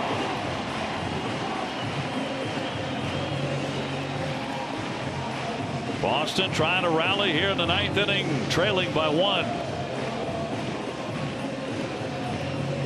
And Jackie Bradley with an opportunity to tie it or win it for the Red Sox. Now, Osuna, lefties hit him better than righties do. Bradley with an opportunity here. Does have a home run against Osuna. 2 for 7. Today he's gone 0 for 2 and been hit by a pitch.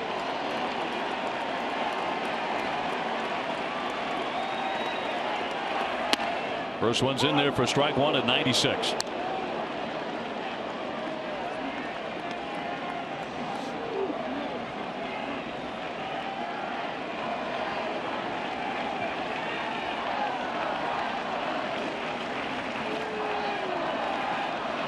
Osuna's 0-1. Ground ball up with it. Donaldson on the first, and that does it. Toronto on their way to postseason play, and the Red Sox are on their way to Cleveland for the division series in game number 1 on Thursday, because the Blue Jays have won it and Cleveland won their game against Kansas City.